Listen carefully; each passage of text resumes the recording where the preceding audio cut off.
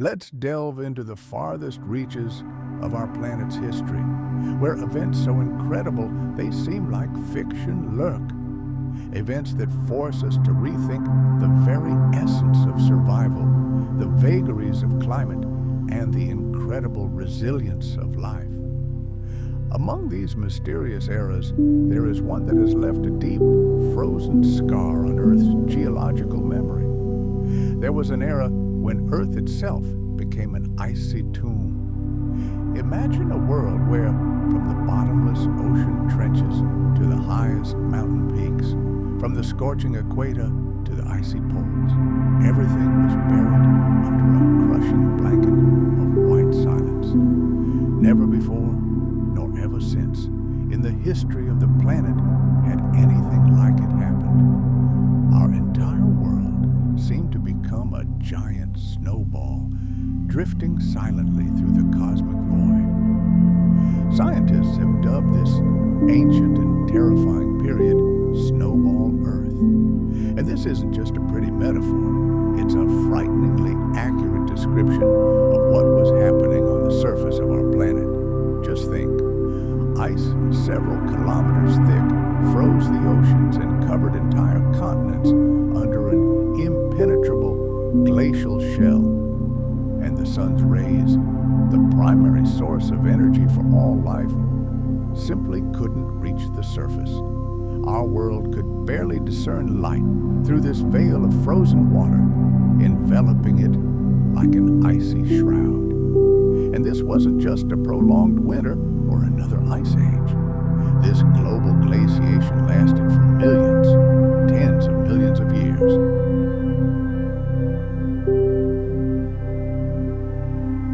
The horror wasn't so much the cold itself, but its consequences for life, for survival, for the very possibility of the planet's existence as a living organism. How could anything survive in a world where the sun itself reflected powerlessly off the mirror-like surface of ice?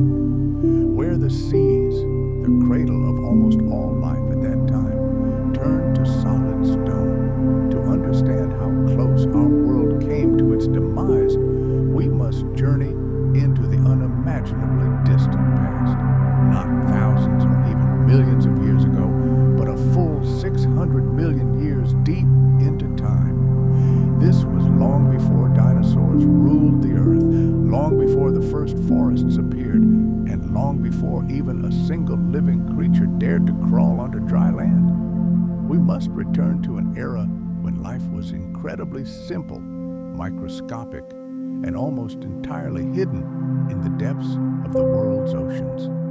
At that time, our planet was already incredibly old, but life itself was only taking its first tentative steps. It huddled in the oceans as tiny organisms, no larger than an air bubble, fragile, primitive, yet remarkably resilient. These first creatures had already survived billions of years of hardship, from a toxic atmosphere to meteorite bombardment, but nothing could prepare them for the impending catastrophe. Something had upset the fragile balance on Earth, something invisible yet wielding colossal destructive power. It all began slowly, almost imperceptibly.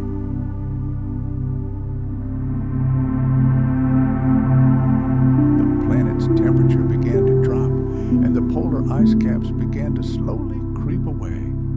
This in itself wasn't anything out of the ordinary. Ice ages had happened before, but this time, everything went wrong. The cold didn't retreat. It continued its icy advance, engulfing continent after continent. The oceans began to freeze from top to bottom. The sun, still shining in the sky, could no longer warm the earth. Its light simply bounced off the growing ice sheet and fled back into space. And the more the planet cooled, the more ice formed. And the more ice formed, the faster it cooled. It was a death spiral from which there seemed no escape. It wasn't just a change of seasons. The planet was inexorably sinking into a deep, lethargic freeze. Even at the equator, where sweltering heat reigns today, snow likely fell back then, and glaciers may have been thicker than in the coldest reaches of modern Antarctica. Life faced a crisis of unprecedented proportions. Oceans, once teeming with microscopic life, were sealed beneath an impenetrable lid of ice. The sunlight needed for photosynthesis was completely cut off. Fragile ecosystems collapsed overnight. The few traces of oxygen dissolved in the water became trapped beneath a shell of ice, far from where life still lingered. A great silence followed, lasting for millions of years. A deep, stifling cold.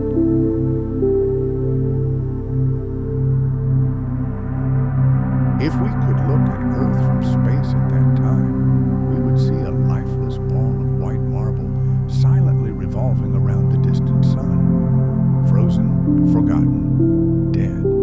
But even in this icy hell, something survived. Deep beneath kilometers of ice, near fissures in the seafloor, life found its last refuge.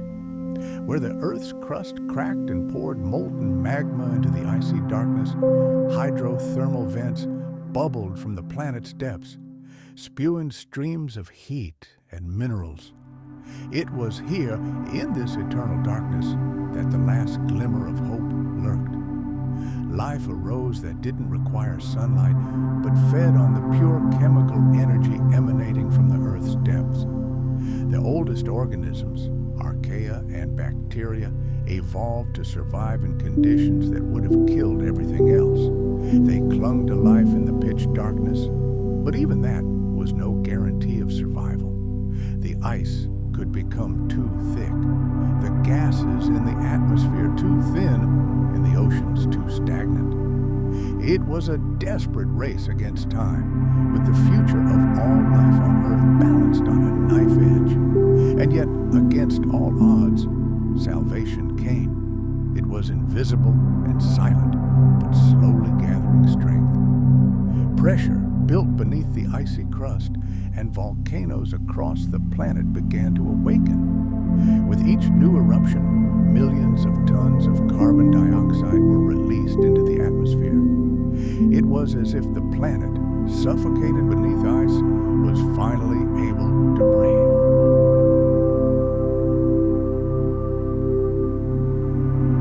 Greenhouse gases, buried beneath layers of ice and rock, began to break free, ready to tip the scales toward warmth once again. But that's another story entirely.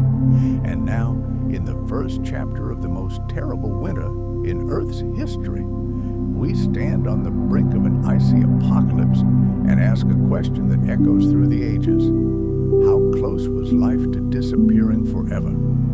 The snowball Earth hypothesis began as a bold, almost crazy idea, initially dismissed by many scientists.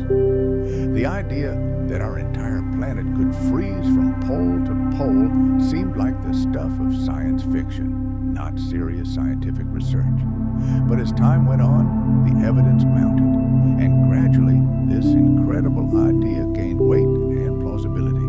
It grew out of painstaking study of rocks, ancient sediments, and fossils. And today, it represents one of the most impressive and captivating explanations of how dramatically and catastrophically Earth's climate can change. So what is this theory? It basically suggests that several 100 million years ago, our world experienced at least one and possibly several periods of near total glaciation.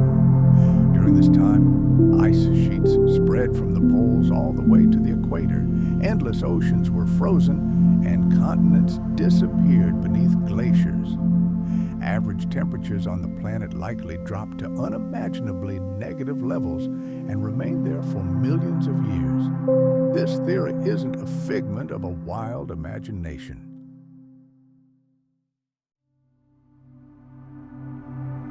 It's based on an analysis of geological layers, Scientists have discovered extremely strange deposits left by glaciers in what are now the hot tropics.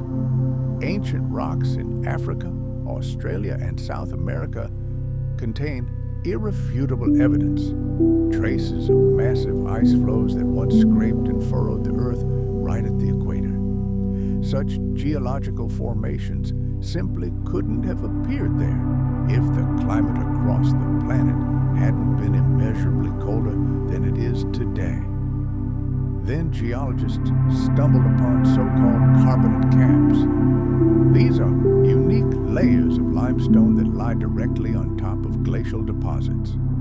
They formed very quickly and simultaneously around the world, suggesting a sudden and violent transition from extreme cold to intense warming. Such deposits could only have formed if the ice-covered oceans had suddenly and rapidly melted, releasing enormous quantities of trapped carbon dioxide and minerals into the water. It was a kind of geochemical fingerprint left by a planet that had first been frozen and then suddenly subjected to thermal shock.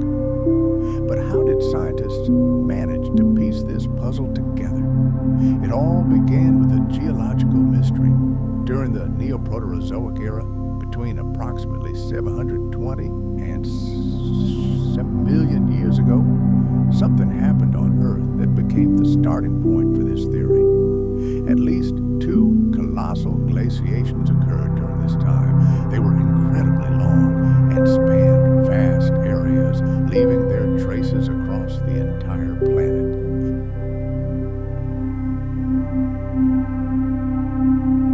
Researchers studying the rock layers from that period noticed patterns that didn't fit the picture of typical ice ages. The deposits were too massive, too thick, and extended too far from the poles. It felt as if the entire planet had been locked in a deep freeze. Thus was born the Snowball Earth hypothesis. It proposed that a trigger had set off a runaway climate spin. Ice began to advance, reflecting ever more sunlight, which further cooled the planet, causing the ice to advance even faster. Without sufficient atmospheric greenhouse gases to trap heat, the planet became trapped in ice. The oceans, cut off from the sky by an icy shell, stopped circulating and exchanging gases with the atmosphere. Life became trapped beneath the ice, and the world became a lifeless snowball. However, this same theory also contains a salvation plan.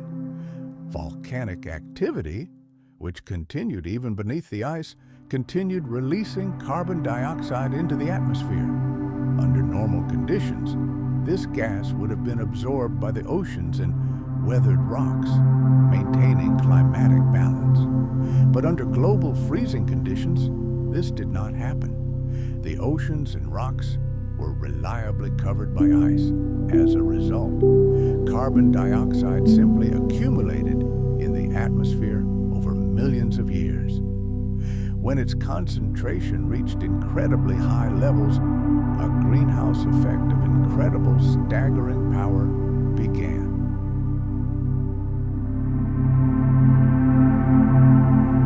The ice began to melt rapidly, and the Earth just as quickly transformed from a freezer into a blazing furnace, and life, which had barely flickered in the depths, received a second chance.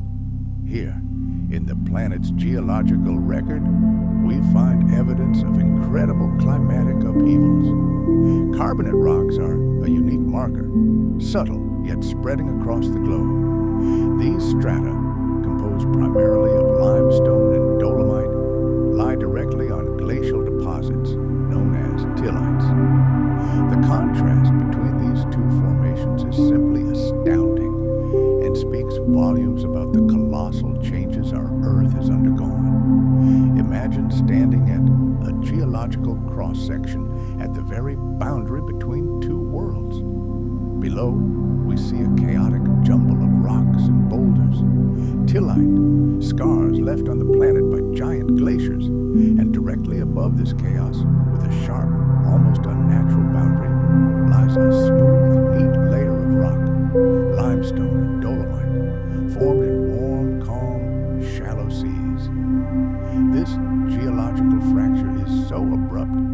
that it involuntarily makes one reflect on the catastrophic and lightning-fast events that unfolded at this temporal boundary.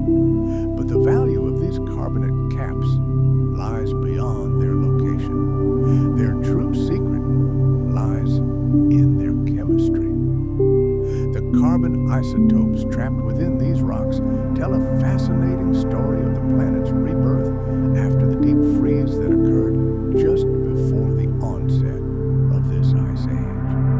Before the global glaciation, Earth's carbon cycle was relatively balanced.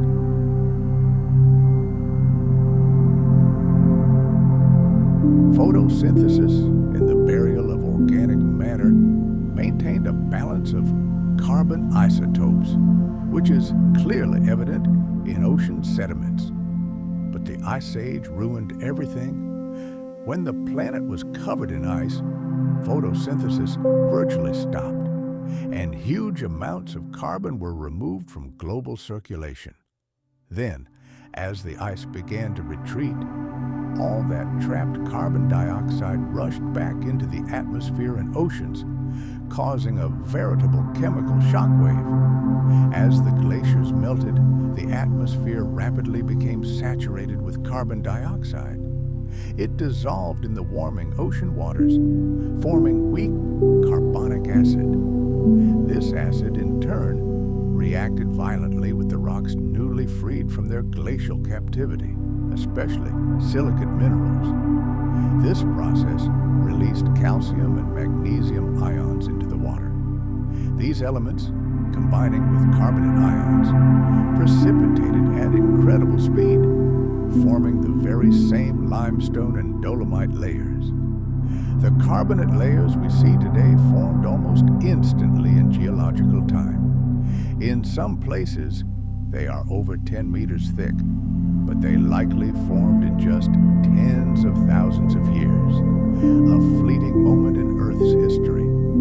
The crystals of these rocks often bear witness to the extreme conditions of their formation, bizarre needle-like and fan-shaped shapes. This is direct evidence of the extremely high concentration of substances in the water and the frantic rate of crystal growth.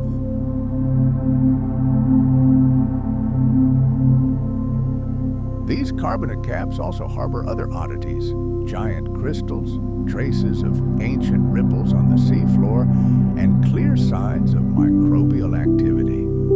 In some places, paleontologists even find tiny tubes and imprints that could have been left by the first primitive organisms, timidly returning to the seafloor after the Great Melt. These carbonates are like a snapshot of a world frozen in transition, from icy, deathly silence to the violent and sudden rebirth of life. The global distribution of these carbonate caps is what makes them such irrefutable evidence of the existence of a snowball Earth. Similar deposits are found on virtually every continent: Africa, North and South America, Australia, and Asia. Wherever geologists find traces of ancient glaciers, these very same carbonate layers lie directly on top of them. No regional event known to science could have caused such large-scale and uniform changes across the planet. The only plausible explanation is a global climate catastrophe. Scientists use these layers not only to confirm the snowball Earth hypothesis itself, but also to pinpoint the precise timing of its end. Using radiometric dating of volcanic ash particles embedded in or near the carbonate cap, it's possible to pinpoint with high precision exactly when the glaciers began melting. And the isotopic signatures in these rocks help us understand how quickly the planet warmed and how quickly life reemerged on it. Carbonate caps are more than just geological evidence.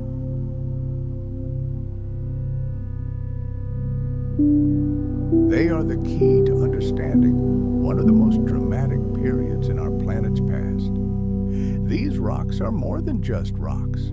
They are chemical archives, preserving the memory of the most extreme climate swings in Earth's history. These records show that changes did not occur smoothly, but were incredibly rapid, intense, and led to profound transformations. They tell us that after the most severe ice age in history, nature's response was not a gradual warming, but a rapid and violent fever. These stones also serve as a kind of warning from the distant past, as they vividly demonstrate the consequences of unchecked atmospheric carbon dioxide accumulation. The warming they documented wasn't just uncomfortable, it was chaotic. The climate swung from one extreme to another, triggering cataclysms that transformed the oceans, destroyed ancient ecosystems, and completely rewrote the rules of survival. But above all, these carbonate rocks are a monument to the incredible resilience of our planet. They mark the very moment when life, seemingly destroyed, began to thrive again, when the oceans calmed and their chemistry returned to equilibrium. These rocks testify to Earth's astonishing ability to recover and rebuild, laying the foundation for entirely new evolutionary possibilities.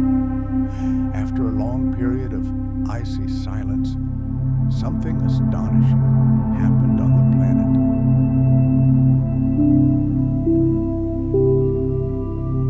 As the global glaciation ended, warmth returned, and the oceans once again teemed with life. Evolution seemed to awaken from its long slumber, filled with new, unprecedented energy. The simplest life forms that had survived this icy hell began to reproduce rapidly, experimenting and evolving into ever new forms. This period is known in science as the Ediacaran explosion, a time when multicellular organisms began to emerge in far more complex, organized, and dynamic forms than ever before. The Ediacaran period began approximately 635 million years ago, almost immediately after the end of the last global glaciation. It marks the final chapter of the Precambrian era, a time still shrouded in mystery, but now illuminated by the remarkable fossils preserved on the floors of ancient seas. These fossils are unlike anything living on Earth today. They are strange, soft-bodied, often completely flat. They were like forgotten ghosts, imprinted in the soft mud of the seafloor. Yet these creatures represent the first truly large organisms to ever evolve on our planet. Until then, life was almost exclusively microscopic. Bacteria, algae, and other single-celled creatures reigned supreme in the world's oceans. Even after a cataclysm, such as a complete glaciation, it took time for conditions on the planet to stabilize and allow the emergence of more complex life.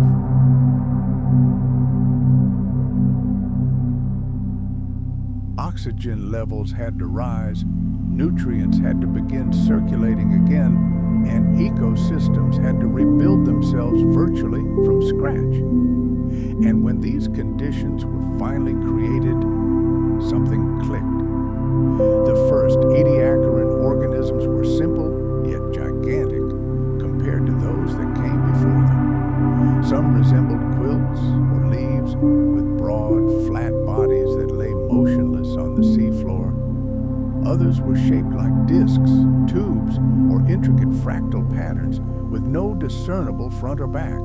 They were multi-tiered and teeming with life, presenting a spectacle never before seen. These creatures weren't particularly fast.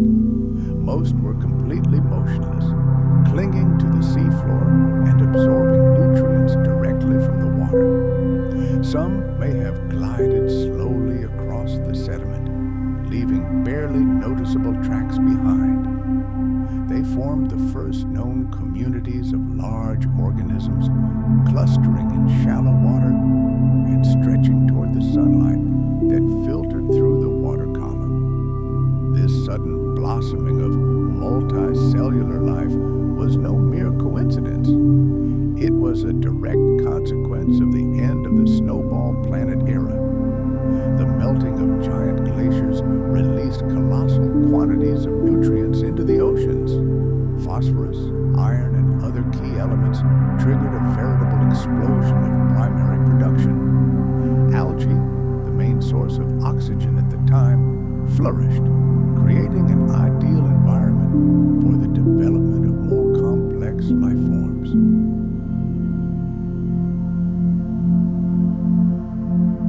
During this period, microbial life flourished, providing new food sources and dramatically increasing oxygen levels in the atmosphere and ocean. These changes created favorable conditions for the evolution of larger, more energy-intensive organisms. More oxygen meant more opportunities for the development of complex biological systems. Cells began to specialize, combining into tissues and primitive organs. Organisms increased in size, exchanged information, and created entirely new life forms. Reproduction became more complex and efficient. The Ediacaran explosion was not an instantaneous event, but rather a rapid expansion of the boundaries of possibility. It was a time when life realized it could be more than the sum of its parts. Some fossils from this period show signs of early symmetry, a crucial aspect of modern animal design. Other fossils reveal complex growth patterns, suggesting internal coordination and a sophisticated genetic program.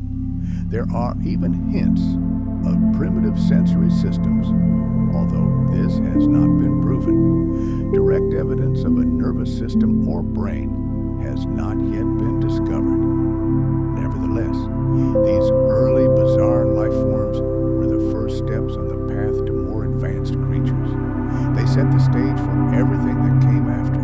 They were succeeded by new creatures, marking the next turn in the great spiral of evolution.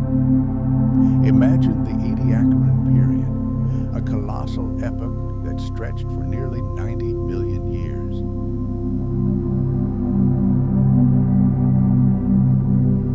During this time, a quiet but monumental revolution was taking place at the bottom of the world's oceans. The diversity of life began to literally explode. Completely new experimental principles of body structure emerged, and the organisms themselves grew larger and more complex, occupying increasingly specific niches in the underwater world. However, by the end of this era, most of these amazing creatures had vanished without a trace. They sank into oblivion, giving way to a new, far more dynamic and aggressive fauna that burst onto the world during the famous Cambrian explosion. This was the time when the first true predators appeared on the planet. Animals adopted durable shells, and the evolutionary arms race forever changed the face of the biosphere. Paleontologists still fiercely debate whether these strange Ediacaran creatures were our distant ancestors or whether they represented a separate, dead-end branch of evolution that eventually died out completely. But one thing is certain, they were a true breakthrough. These were the first physical proof that life had transcended the boundaries of single-celled existence. These organisms demonstrated that complexity could not only emerge, but also survive, thrive, and reshape the world around us. The Ediacaran explosion of life marked a turning point in the entire history of the planet.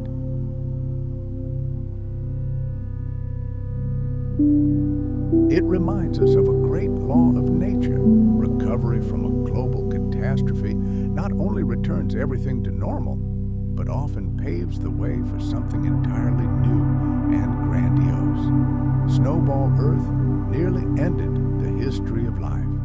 It was a planetary catastrophe that nearly turned our world into a lifeless, icy wasteland. But this icy apocalypse was followed by an incredible flowering of biology, a quiet but powerful revolution in the ocean depths. These soft-bodied pioneers laid the very foundation upon which the richest ecosystems would grow in the future. Dense forests, myriad fish, mighty mammals, and even you and I, we all trace our ancestry back to that very moment. On a planet once completely encased in ice, life didn't simply re-emerge weakened. It awakened with renewed vigor, and it was there, in the calm and warm seas of the Ediacaran, that the future began to take its first dim outlines. The snowball Earth era is much more than just a frozen chapter in our planet's history. It was a turning point, a true trial by fire and ice when Earth was on the brink of destruction, but emerged from oblivion stronger, more diverse, and more complex than ever before. Its legacy isn't simply carved into ancient rocks or hidden in fossils. It lives and breathes within us. This remarkable story of resilience is hidden within the very fabric of life on Earth.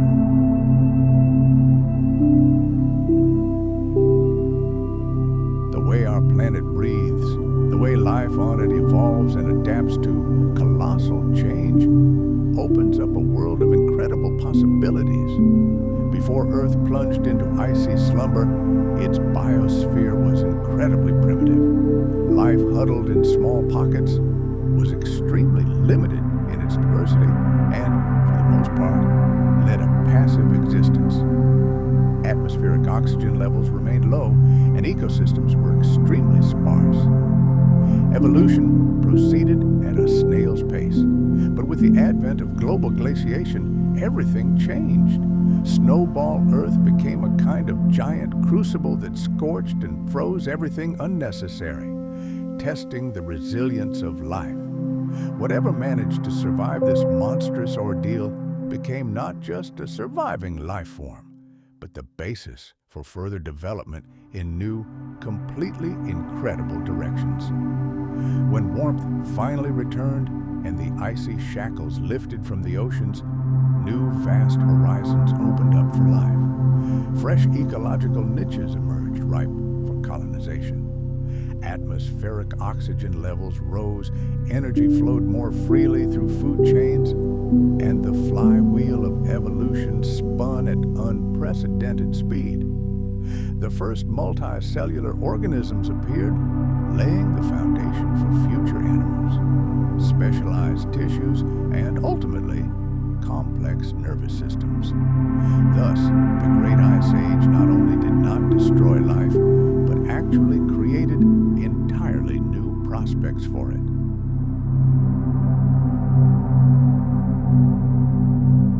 This ancient catastrophe taught our planet to adapt to change, and we see its legacy in Earth's geological history and its complex climate system. Events associated with Snowball Earth clearly demonstrate how sensitive our world is to the slightest fluctuations in atmospheric composition, solar fluxes, and even surface reflectivity.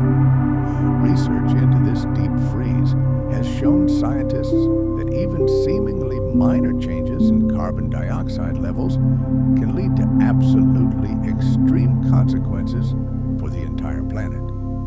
This knowledge underpins our modern understanding of climate change.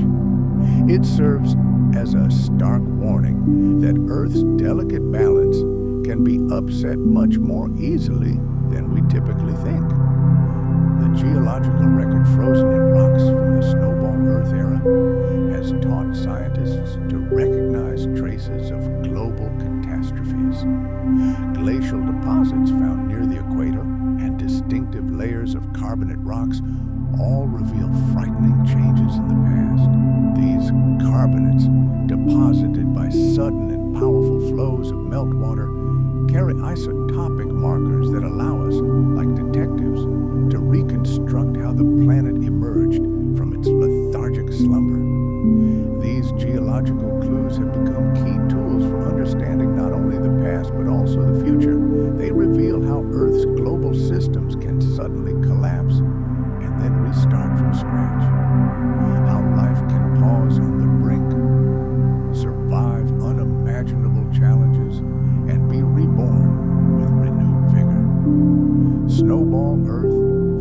causes us to ask even deeper questions.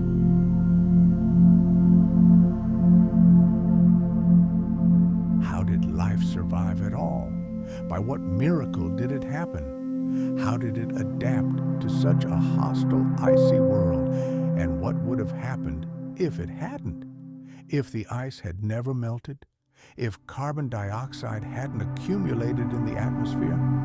Imagine for a moment a different scenario. What if the volcanoes had never awakened? Our planet would likely have remained a dead, lifeless ball, forever drifting in the cold void of space. But that didn't happen. Life refused to give up. It adapted. It found the saving warmth of the pitch-black ocean depths, sheltered in small pools of meltwater at the foot of volcanoes, and devised entirely new ways to survive in a world devoid of sunlight. And when the ice finally retreated millions of years later, life was ready. Snowball Earth demonstrated that life is virtually indestructible. Even in its most primitive forms, it is incredibly persistent, flexible, and full of inexhaustible potential. This event also predetermined the entire subsequent course of biological history. Some scientists believe that without this global freeze, complex life would have taken much longer to emerge on Earth, and perhaps never would have arisen at all. The extreme conditions likely served as a brutal natural filter, weeding out all the weak and unadapted forms, leaving only those that could withstand incredible stress.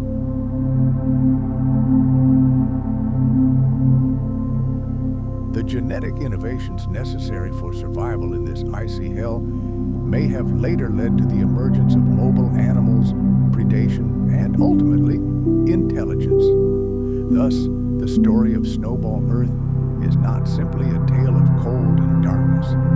It is a story of the creation of new life, a test that determined the future, a moment of great transformation hidden beneath kilometers of ice and centuries of silence. We walk on a planet that was once an icy globe. Earth was on the brink of total extinction, but from this near-death experience, something truly incredible was born. The Snowball Earth theory reminds us that destruction can be a source of creation, that total collapse can serve as the foundation for monumental renewal, and that the most extreme events in history often leave the deepest and most lasting traces. The Snowball Earth hypothesis itself is an incredibly bold and ambitious idea. It paints a picture of an entire planet, encased in ice from pole to pole for millions of years. It brilliantly explains the mysterious geological formations, the dramatic climate shifts, and the sudden emergence of complex life after a long period of quiescence.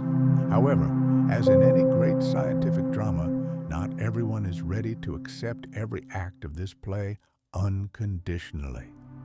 Despite mounting evidence, some scientists doubt the completeness of this theory.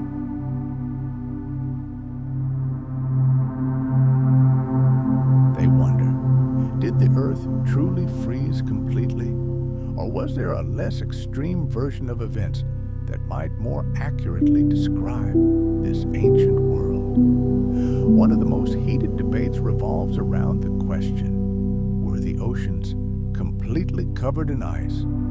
The classic Snowball Earth model suggests that even at the equator, there was not a warm ocean, but a thick layer of permanent ice, leaving not a single patch of open water on the surface. Such a scenario would have meant a near total halt in photosynthesis in the world's oceans. Life could have flickered only in deep-sea oases, geothermal vents, and isolated crevices in the ice sheet. However, some researchers believe that such a level of freezing would have been too severe. They point out that life not only survived this era, but subsequently flourished, producing an incredible diversity diversity of forms. It's not entirely clear how completely frozen oceans could have preserved enough biomass to fuel a subsequent evolutionary explosion. Instead, they propose a modified version of the theory, known as slush ball Earth. In this model, most of the planet would still be icebound, but a band of thinner, melting ice, or even pockets of open water, would have remained along the equator. These ice-free zones would have allowed a small amount of sunlight to penetrate the ocean surface, supporting photosynthesis in small pockets of life.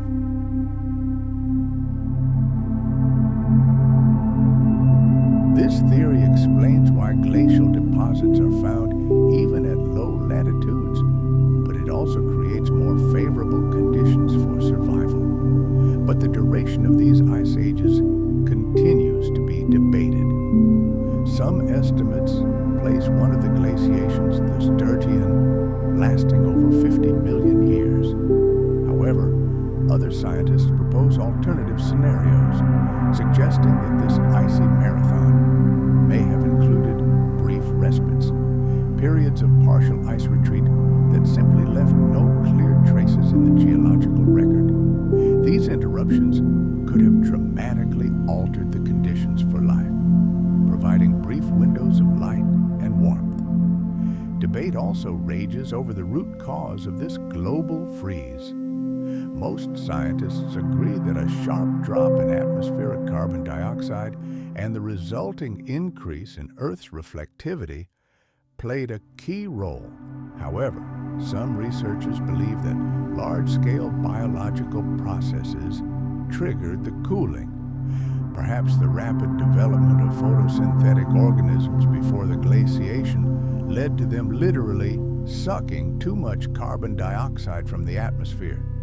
This dramatically weakened the greenhouse effect and plunged the planet into an icy abyss. What was the trigger that pushed the planet into its icy embrace?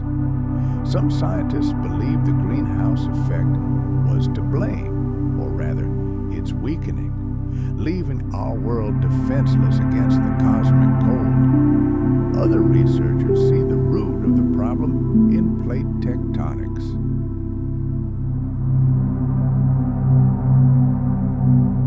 Imagine gigantic continental drift shifted huge tracts of land toward the equatorial regions.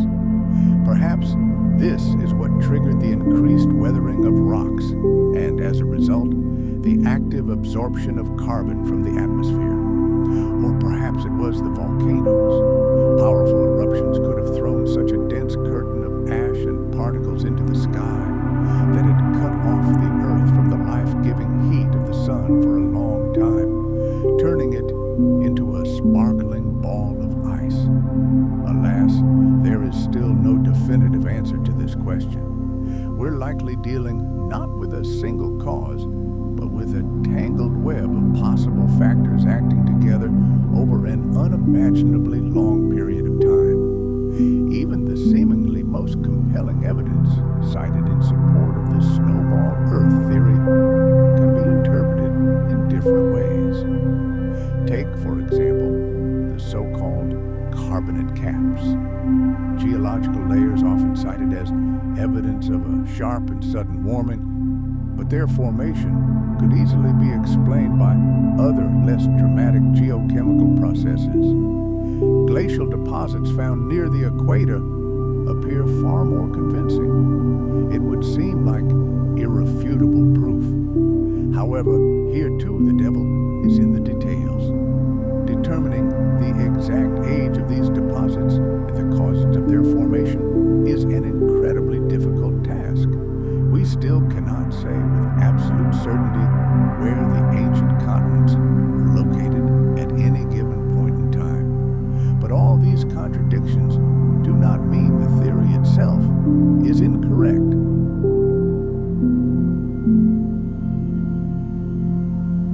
They merely highlight the complexity and convoluted nature of our planet's history. Science is not a set of rigid dogmas, but a living, breathing process of constant study, testing, and refining hypotheses. The snowball Earth theory has been constantly evolving since its inception, and each new discovery continues to shape its appearance. Alternative points of view only add to the spiciness of this scientific debate. However, behind all these scientific battles lies one undeniable fact, one that everyone agrees on. In the distant Neoproterozoic era, our planet truly experienced a period of extreme, total glaciation. The world was changed beyond recognition. Life was brought to the brink of total annihilation, and the consequences of this icy apocalypse had a profound impact on all subsequent developments of life. These controversies merely remind us that the past will never be fully revealed. It is a gigantic mosaic that we are piecing together piece by piece, based on evidence scattered across the globe. And sometimes it is precisely disagreements and heated debates that help us get closer to the deepest truths. The classic snowball Earth theory paints a truly apocalyptic picture, a planet encased in a kilometers-thick ice sheet from pole to pole. But what if things weren't so straightforward? Not all scientists are willing to accept such a sweeping scenario. Some suggest that our world might not have frozen solid.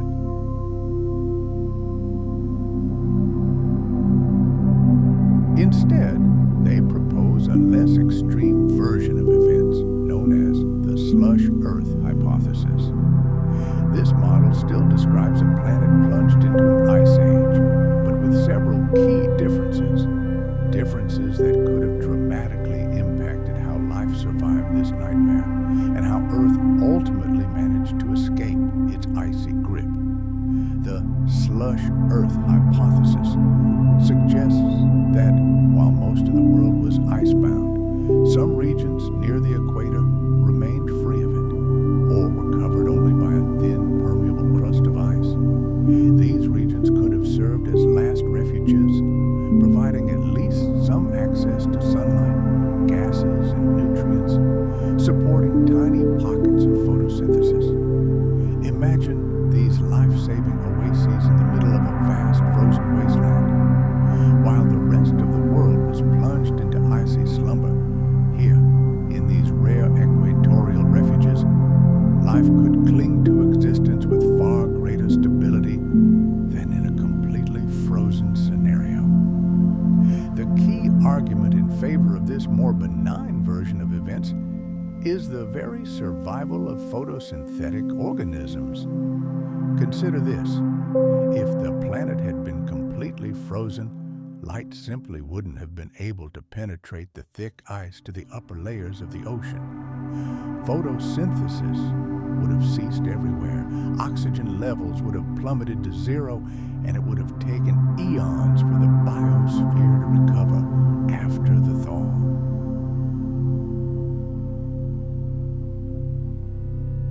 However, if we assume that at least small areas of the ocean remained open or were covered by thin, translucent ice, the picture changes dramatically. Sunlight could have penetrated the water. Microscopic organisms could have continued their titanic work of oxygen production, and entire ecosystems could have survived in these isolated pockets of life. Evidence for this hypothesis can be found in the modern world. Take a look at Antarctica or other polar regions. There are places where glaciers retreat, revealing pockets of liquid water. In the Arctic, sea ice forms and melts annually, but even in the harshest winters, some areas of the ocean remain ice-free thanks to winds, currents, and temperature fluctuations.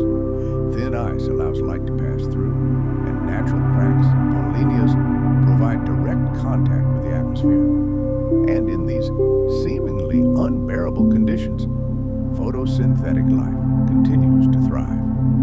This proves a simple fact: heat isn't always necessary for survival, only the right conditions. The slush Earth model also offers a simpler explanation for how our planet emerged from the Ice Age. In a completely frozen world, greenhouse gas concentrations would have to reach truly extreme, prohibitive levels to trigger the melting process. However, in the slush Earth scenario, where ocean areas remained active, even a small increase in atmospheric carbon dioxide could have triggered a chain of events.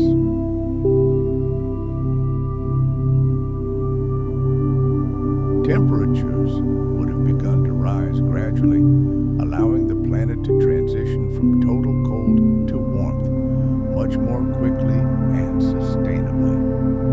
Geological evidence found in ancient rocks also supports this hypothesis. Certain sedimentary structures discovered in layers that were once the seafloor clearly indicate that some water movement occurred even beneath the ice. Ripple marks on the seafloor, microbial colonies, and signs of weak underwater currents all point to the existence of at least a partially open ocean. These findings directly contradict the image of a planet completely immersed in icy silence and stillness. The slush Earth theory doesn't attempt to completely dismantle the snow globe model. Rather, it offers a more nuanced version of this grand story. According to this idea, Earth was on the brink of complete glaciation, but never crossed that final fatal point. Life teetered on the edge, but wasn't completely buried under an icy shroud. The planet was cold, but not completely lifeless. This concept also aligns better with our current understanding of climate dynamics. A complete global freeze is extremely rare and extremely difficult to achieve. On the other hand, a scenario in which the planet freezes almost completely is far more likely, and even a small amount of open water at the equator could have been enough to avert catastrophe. These seemingly insignificant oases could have changed everything.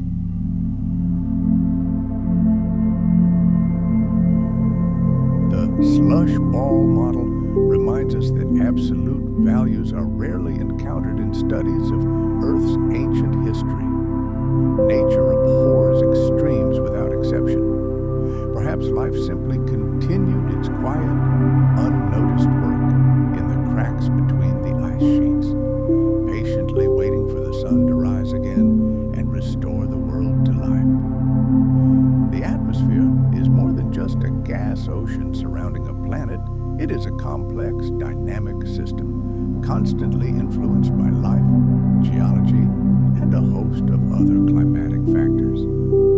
During the snowball Earth era, this system was tested as never before.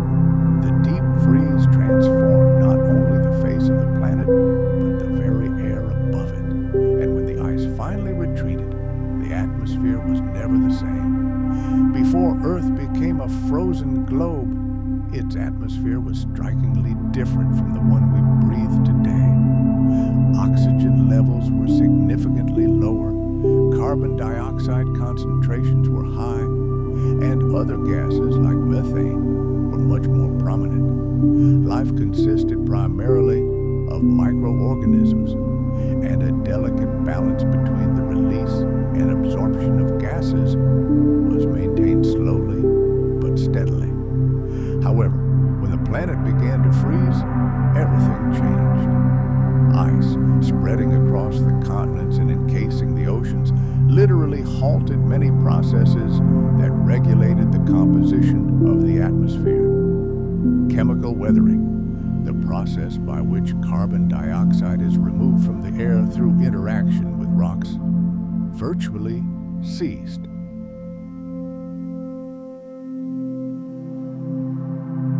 Land was buried under glaciers, precipitation dropped sharply, and this natural mechanism for removing CO2 from the atmosphere stalled. Meanwhile, deep beneath the ice cap, volcanoes continued their work. Slowly but relentlessly, they released ever-increasing amounts of carbon dioxide into the atmosphere, further exacerbating the situation. Typically, excess carbon dioxide in the atmosphere is balanced by various natural processes, such as weathering and biological activity. But under the conditions of a completely frozen planet, this balance was disrupted, and the gas began to rapidly accumulate in the air. Over millions of years, its level rose, reaching unprecedented levels. Eventually, the accumulation of greenhouse gases became so significant that it reversed the situation. The atmosphere, oversaturated with carbon dioxide, began to trap ever more solar heat. This led to a global temperature increase and, ultimately, the melting of glaciers. The cycle was complete. However, atmospheric changes didn't end there. As soon as the ice retreated, the exposed land was subjected to massive chemical weathering. The warm and humid conditions that followed the Ice Age greatly accelerated the destruction of rock. This, in turn, triggered a massive absorption of carbon dioxide from the atmosphere. This process, a kind of chemical storm, led to a sharp drop in CO2 levels, which triggered a new cooling of the climate.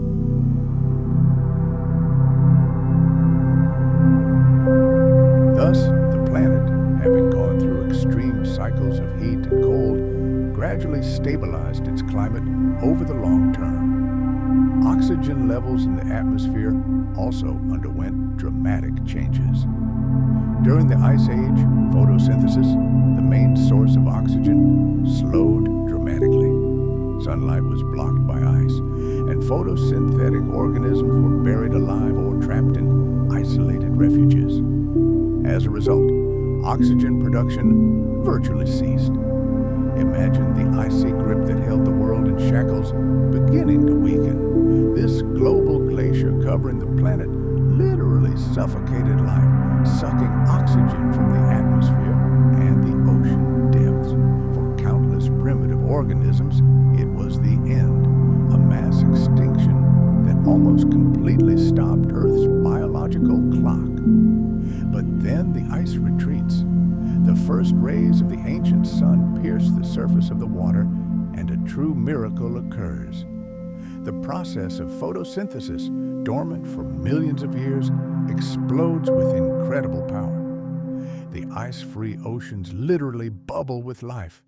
Myriads of microscopic algae and cyanobacteria begin their great work, saturating the world with oxygen. This was our planet's first truly deep breath. Gradually, century after century, this life-giving gas accumulated in the atmosphere, creating entirely new conditions. It was this oxygen boost that allowed the emergence of larger and more complex life forms, which in turn helped restore the devastated ecosystem.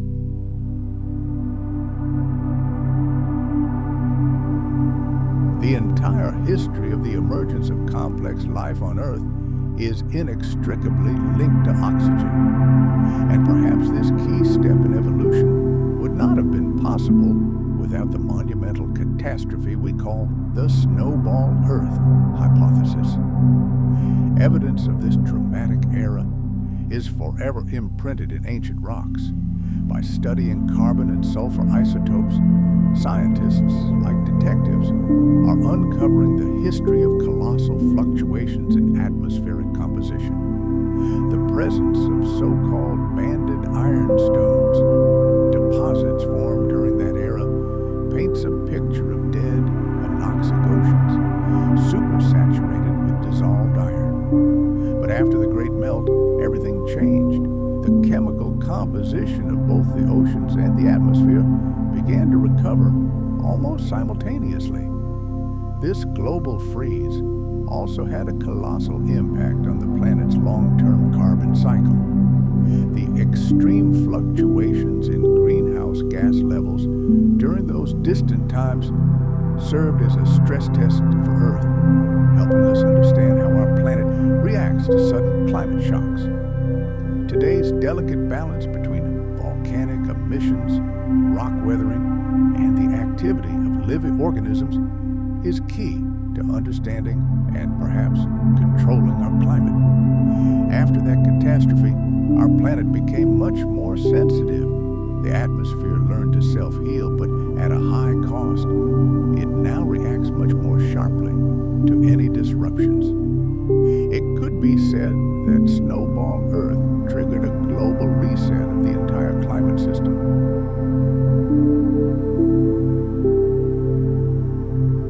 It pushed it to its breaking point, to the point of complete collapse, and then allowed it to reassemble, but under completely different rules. Rising oxygen levels, stabilizing carbon dioxide concentrations, and the formation of a more predictable climate. All these are the legacy of that distant, icy chapter in our planet's history. The fact that we breathe oxygen-rich, life-sustaining air today is a direct consequence of that long and painful global cooling.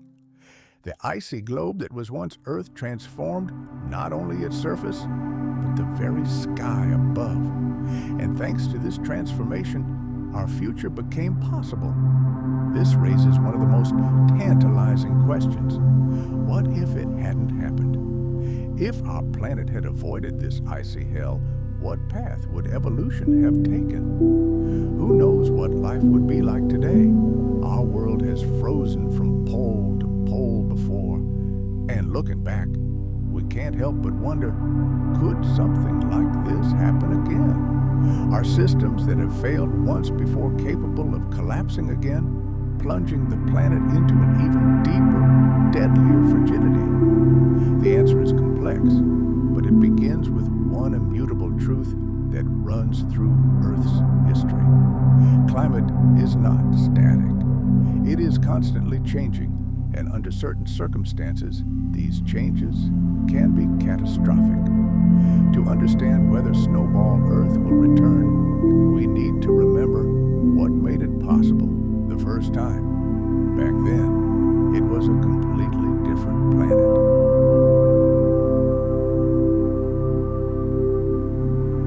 Our sun shone dimmer, and the continents were arranged differently.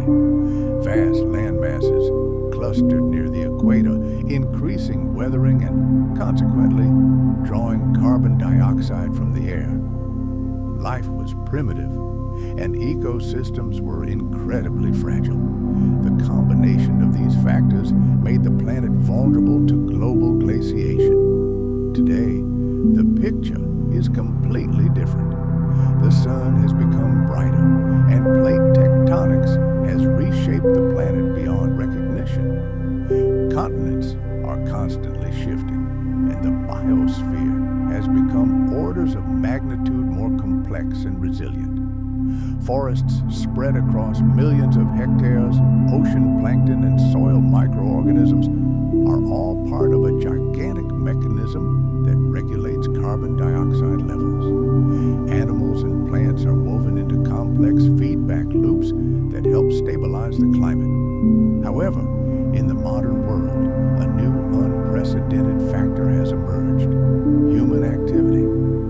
And now, unlike in the distant past, the main threat comes not from cold, but from rapid global warming. By burning fossil fuels, we are releasing enormous volumes of carbon dioxide into the atmosphere, intensifying the greenhouse effect and raising global temperatures. This trend is taking us ever further away from conditions that could trigger a new ice age. Instead of the threat of a freezing planet, we face the risk of rising sea levels, extreme heat waves, and ecosystem collapse due to unbearably high temperatures.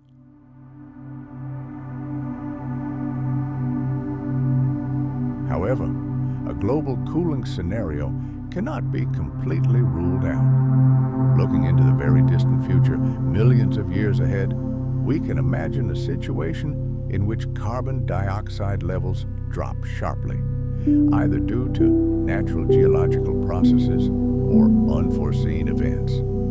In this case, the Earth could indeed begin to cool.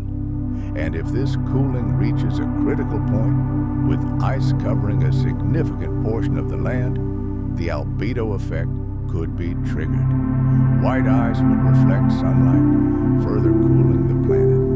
This is the same feedback loop that once turned the Earth into a ball of ice. However, most scientists agree that a repeat of such a scenario under modern conditions is extremely unlikely. This would require not only a sharp and sustained drop in greenhouse gas concentrations, but also a specific arrangement of the continents, which currently does not exist. Even if a new ice age were to begin, the presence of dense forests and complex ecosystems, as well as the influence of humanity itself, would likely mitigate its effects and prevent the planet from freezing completely.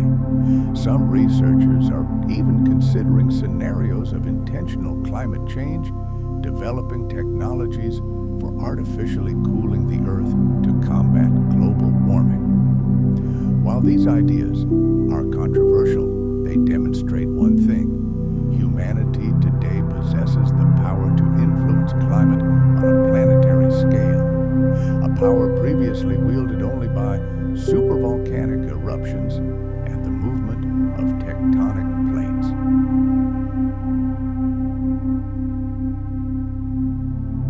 But such power also carries enormous responsibility.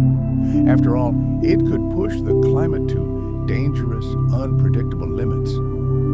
The story of Snowball Earth isn't a prophecy of our future, but a stark warning from the distant past. It reveals how fragile and interconnected all of our planet systems are, and how easily they can collapse under the pressure of extreme conditions. It's a reminder that stability is only an illusion, and the survival of life, like our civilization, depends directly on our understanding of the forces shaping the world around us. In this sense, the history of icy Earth could repeat itself, but not in the way we imagine. Sudden and irreversible changes, triggered by slow and almost invisible processes, can prove most dangerous, and the choices we make today will determine whether this drama will end in fire or ice. Our planet's climate is a system constantly striving for equilibrium. And history teaches us that when this balance is upset, the consequences are always global. Let us transport ourselves for a moment to that frozen world. The planet was plunged into a silence such as it had never known before or since. The light faded, the oceans were frozen in kilometers of ice, the air became thin and dead. The surface became a lifeless, icy desert, stretching from pole to pole. But even in this hell, life did not surrender. It did not shout for itself. It did not fight openly. It lay in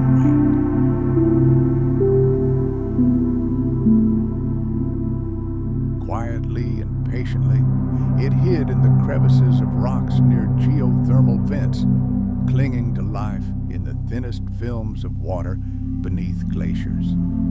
In this deafening silence, life simply bided its time. The story of Snowball Earth proves that even in the most unimaginable, most hostile conditions, life can find a way to survive. This incredible resilience tells us that survival isn't always about strength and dominance. Sometimes it's about the ability to freeze, adapt, and find a grain of warmth in an icy world to continue on when everything around you is stopped. This resilience isn't flashy, it doesn't sparkle or thunder, it simply is.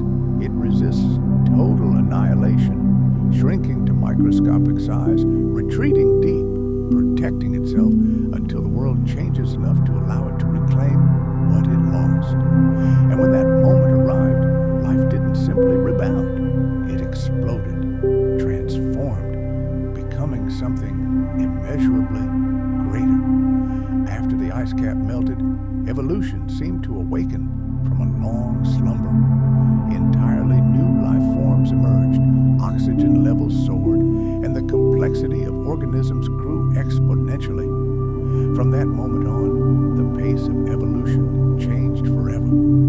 What had been a planet of microbes transformed into a world teeming with multicellular creatures possessing tissue, nervous systems, and, eventually, intelligence capable of questioning its own past. The story of the Snowball Planet is a story not only of catastrophe, but also of second chances.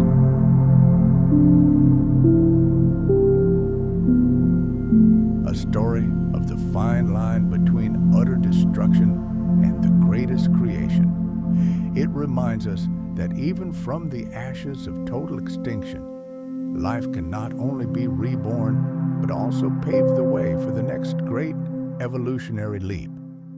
And this ancient history is more important to us today than ever, because we too live in an era of great planetary change.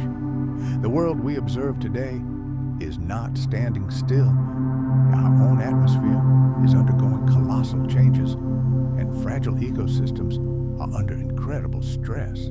And the forces that come into play will determine the path life will take in the future. And the greatest revelation the Snowball Earth era offers us isn't that our world is a fragile creation. No, it's a different lesson. The very system that supports life can be thrown off balance.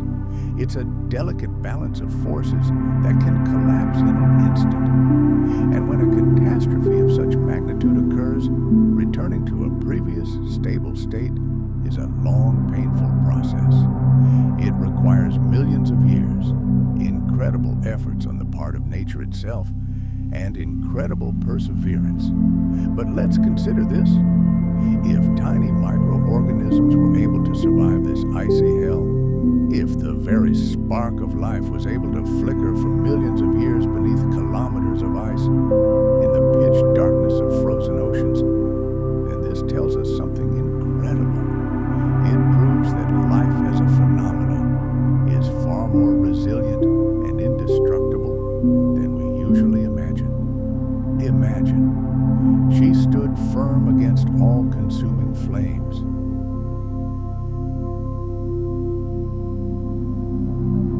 She survived the impacts of giant asteroids. She didn't break under the weight of eternal ice and endured planetary-scale floods. And after each seemingly fatal wound, she invariably found the strength to rise from the ashes and start anew. Therefore, the saga of the icebound Earth is more than just a chapter in the planet's ancient history. It is a grand parable about the incredible power that can lurk in the smallest things. It is a tale of the incredible resilience of life on the brink of total annihilation. And ultimately, it is a hymn to the incredible beauty that can pierce even the darkest, longest night in the history of the world. Our world has endured its darkest and iciest period. It has endured, and it was this greatest test, this global cataclysm, that ultimately forged the planet we know today. Let us travel back in time to a time when our planet, transformed by the fury of fire and the power of water, stood on the threshold of unimaginable change. The Snowball Earth hypothesis is more than just a scientific theory. It's an attempt to explain one of the most dramatic and mysterious periods in our world's history. And at the same time, it forces us to consider the tenuous thread by which our climate balance hangs. This concept vividly demonstrates how seemingly insignificant changes, cumulative over millions of years, can lead to planetary-scale consequences.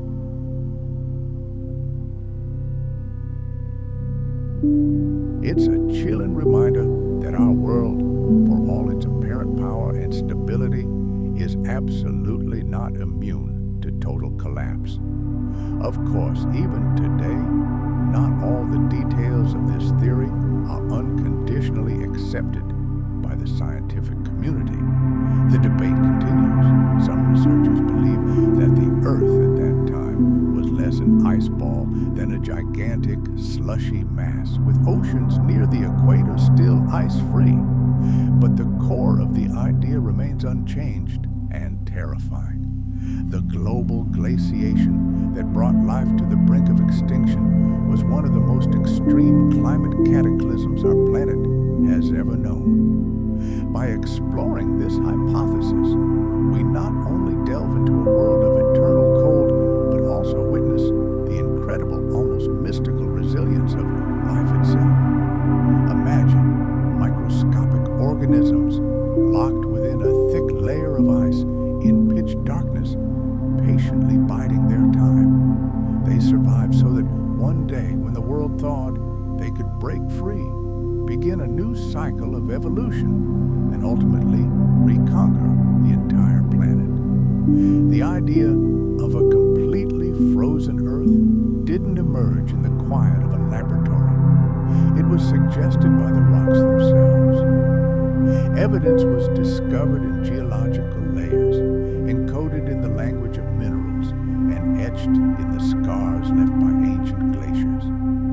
Scientists didn't begin with a preconceived picture of a world encased in ice. Their journey began with questions.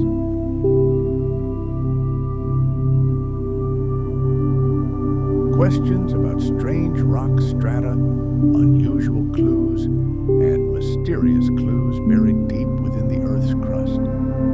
In the parched deserts of Africa, the rugged mountains of Canada, and the jungles of Australia, places we now associate with heat or the tropics, geologists have stumbled upon stunning evidence of ancient glaciation. They discovered gigantic boulders imprinted in fine-grained sedimentary rocks.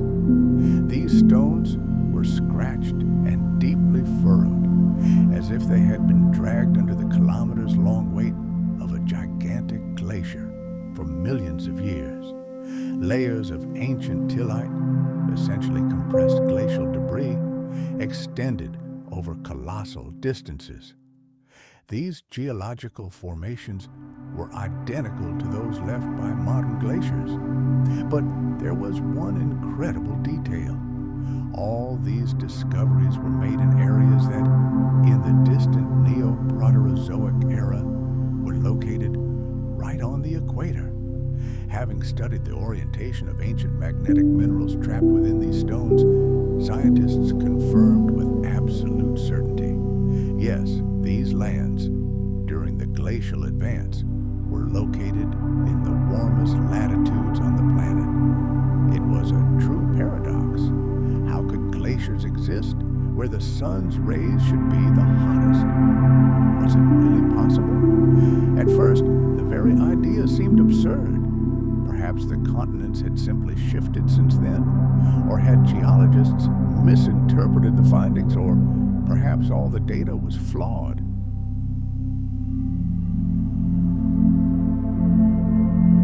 However, new discoveries continued to pour in from around the world, and the mystery only grew clearer.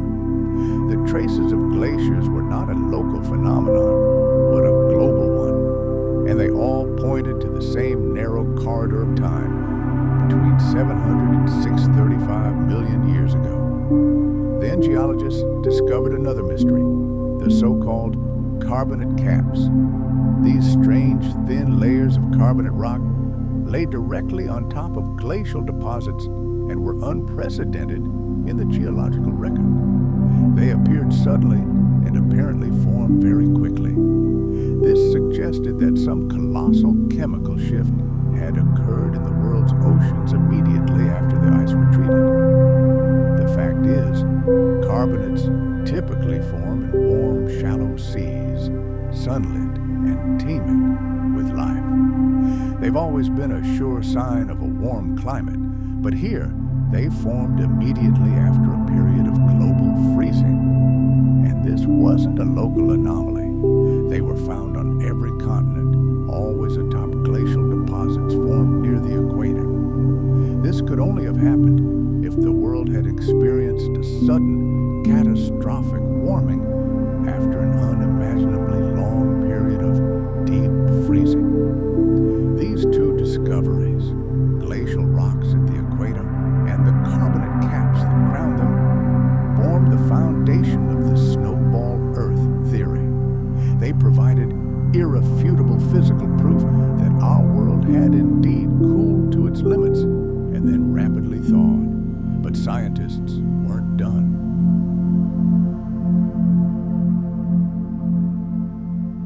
They continued their search, turning to microscopic zircon crystals whose ages can be determined with incredible precision. They analyzed the carbon and oxygen isotopes in the rocks, allowing them to reconstruct changes in the atmosphere and chemical composition of ancient oceans. They also noted the banded iron ores that suddenly reappeared during this period. Their presence indicated that the oceans were virtually devoid of oxygen, suffocated and supersaturated with dissolved iron. These were conditions the world had not seen since the dawn of life. Samples recovered from the ancient seafloor only confirmed this hypothesis. They revealed layers of extremely fine silt interspersed with massive rocks known as drop stones. They could only have gotten there in one way. They were carried and dumped into the ocean by giant icebergs. The presence of such layers is direct evidence that glaciers reached the sea itself, calved, forming icebergs, and drifted through the water before melting and dropping their rocky cargo to the seafloor. But the most astonishing thing about this whole story wasn't even that. It was the fossils, or rather, their complete absence. During these glacial periods, the fossil record virtually ceased. Life, which had previously flourished in the oceans, seemed to evaporate. It was a biological silence perfectly aligned with geological chaos, a sure sign of a planetary crisis.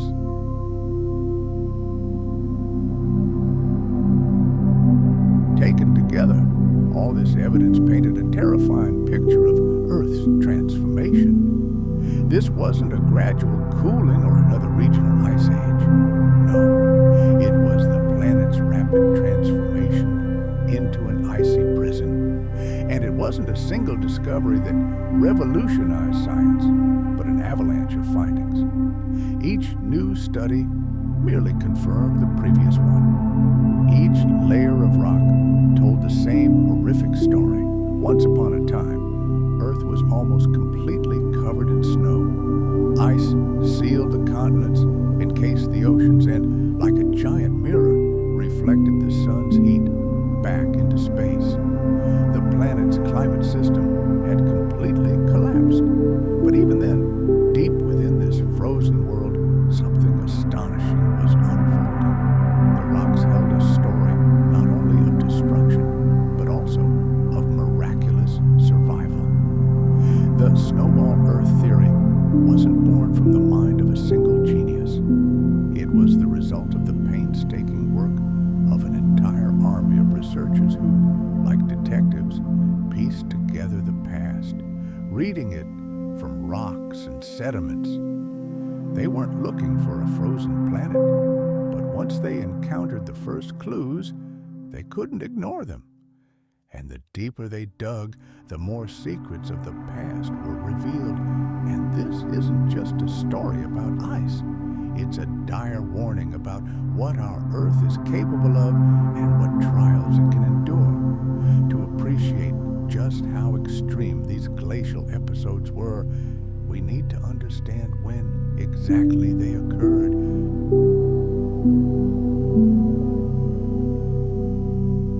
They weren't short-lived catastrophes, but protracted agony that could last hundreds of millions of years. Sudden storms or sudden freezes are but a pale shadow of the events that unfolded on the planet over an eternity. These weren't just chapters in geological history. They shaped entire eras when the planet balanced on a knife's edge between survival and total extinction. All these events took place during the Neoproterozoic era, one of the most mysterious periods in Earth's history. This era began approximately 1 billion years ago and ended approximately 541 million years ago. At that time, life was limited to the simplest organisms, the atmosphere was undergoing dramatic changes, continents were shifting, and the oceans were roiling with mysterious chemical reactions. And then, between 720 and 635 million years ago, something truly momentous happened.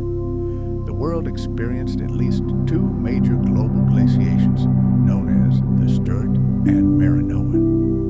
The first, the Sturt glaciation, began about 717 million years ago and lasted a full 50 million years. Imagine, glaciers reached the equator, and the average surface temperature of the planet plummeted so low that ice covered virtually every centimeter of land and sea. Ocean currents, the drivers of climate, ground to a halt. If life flickered at all, it was only in isolated oases, sheltered from the icy breath of the outside world. But worst of all was the cold.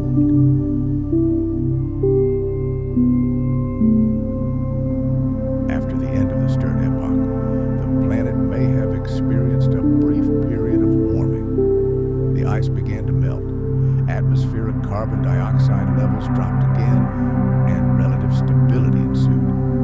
But this peace was short-lived. About 650 million years ago, a second great freeze struck, the Marinoan glaciation. It was slightly shorter, perhaps lasting about 15 million years, but no less catastrophic. The ice returned. The oceans froze again. Earth sank once again into an ice coma.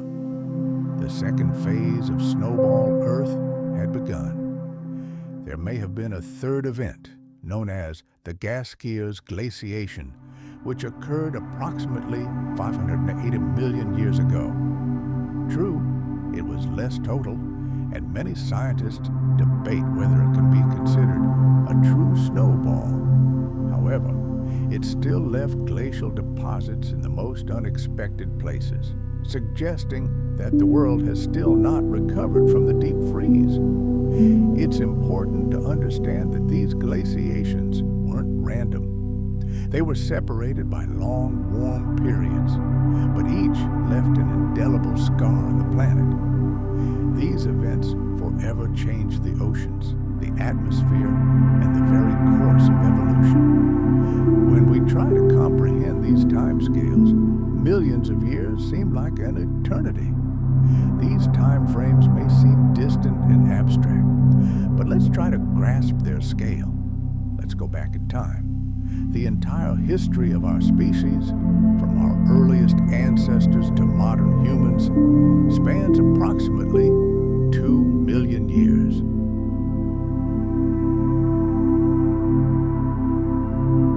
Now imagine that during this same period, global glaciations, which turned the Earth into a snowball, could have happened again and again. Each such event was a catastrophe, stretching out over millions of years. It was an apocalypse in slow motion, with the world inexorably covered in ice and life, holding its breath, clinging to the slightest chance, enduring and biding its time. How were scientists able to peer so far into the past and establish the chronology of these chilling events? Using advanced dating techniques, they had access to tiny crystals, veritable time capsules known as zircons. These minerals contain uranium, which transforms into lead over time at a completely predictable rate.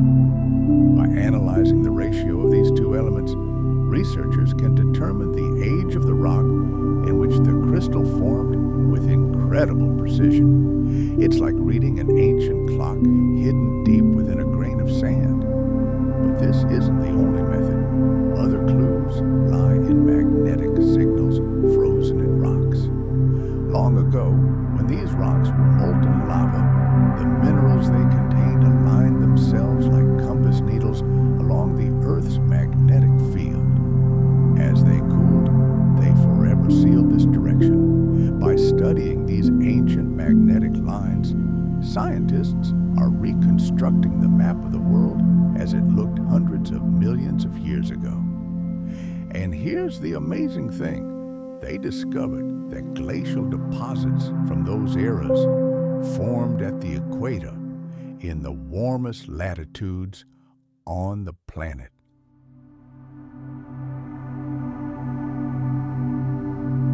This became irrefutable proof of the hypothesis. Ice didn't just touch the tropics, it conquered them. The eras we call Snowball Earth weren't just prolonged winters. They were global climate shifts lasting tens of millions of years.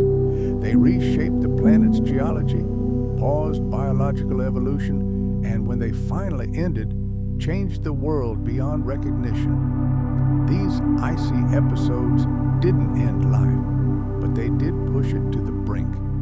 And yet, without them, our planet might never have become what we know it as, full of forests, amazing animals, and human civilization. Sometimes, it's the most brutal challenges that trigger life to take incredible leaps forward.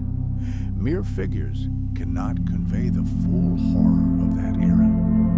The cold that gripped the Earth during these great glaciations was more than just a skin-tingling frost. It was an all-consuming force that wiped entire ecosystems from the face of the planet, encased the oceans in an icy shell, and silenced the very sky. This cold was so absolute and profound that it halted all of Earth's natural cycles. Temperatures plummeted to levels unimaginable to modern humans and remained at that level for millions of years. Scientists estimate that at the peak of the glaciation, the average global temperature could have dropped below minus 50 degrees Celsius. Just think about it. Even at the equator, where today the air heats up to 40 degrees Celsius, there was a slight frost just below freezing.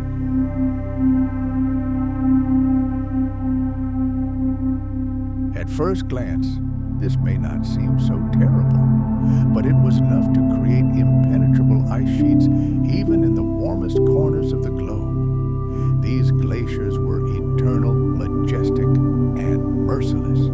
On the continents, they could be several kilometers thick. They raised mountain ranges and dragged gigantic boulders behind them, plowing the face of the planet. In the oceans, the ice stretched from horizon to horizon, forming a kilometer-thick barrier. It completely blocked sunlight, halted the exchange of gases between the water and the atmosphere, and stopped all movement. The Earth's surface became a giant mirror, reflecting the sun's rays back into space. This only intensified the cold, trapping the planet in an icy shell from which there seemed no escape. Deep beneath this icy shell, in some areas, the oceans likely remained liquid, warmed by the planet's interior, but this water was dead. Neither wind nor currents could stir it. It became a stagnant, dark, and nearly oxygen-deprived broth. For the microscopic life forms that inhabited this eternal darkness, it was not a matter of thriving, but simply surviving. All they could do was hide, endure, and wait. The atmosphere itself changed too. When ice covered almost all the land, the chemical exchange between the air and the planet's surface was disrupted. Greenhouse gas levels, primarily carbon dioxide, which is normally absorbed by rocks and plants, began to slowly rise.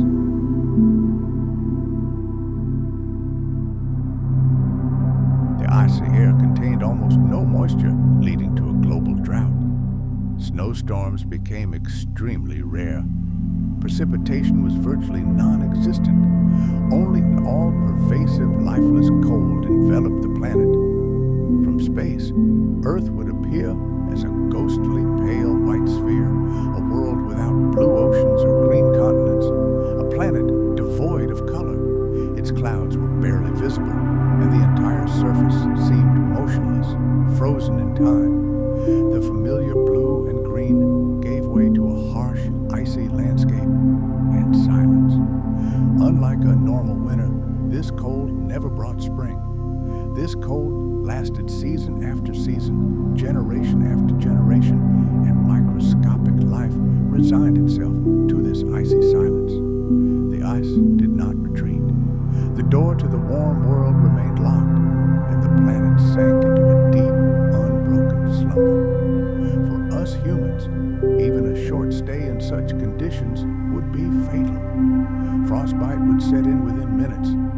Breathing the thin, icy air would become unbearable.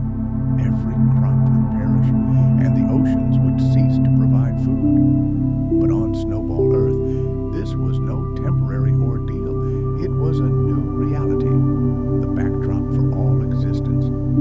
This cold became one of the most severe tests in the history of evolution. Its terror lay not only in its power, but also in its incredible stability.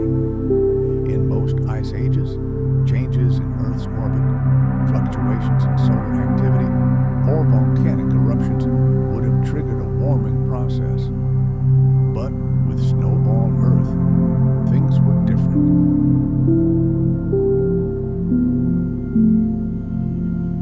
The deadly feedback loop proved too powerful. White ice reflected sunlight, preventing it from warming the surface.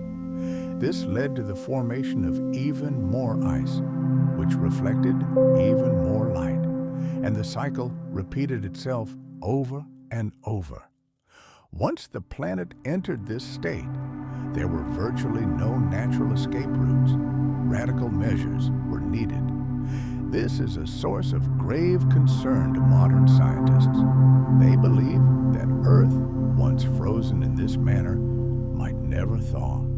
If not for the slow but steady accumulation of greenhouse gases from volcanic activity, which for millions of years released carbon dioxide into the atmosphere, our world might have remained a frozen globe forever.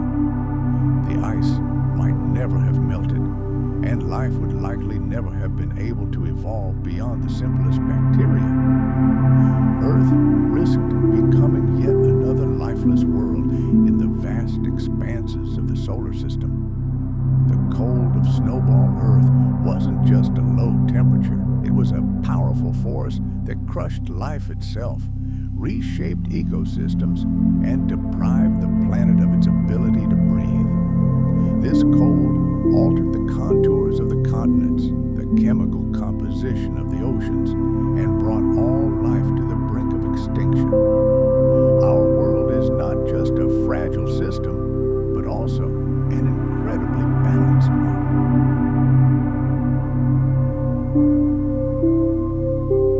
The events that led to global glaciation were not the result of a single sudden catastrophe, but of slow, gradual changes that ultimately pushed the planet from a path of stability into the abyss of chaos.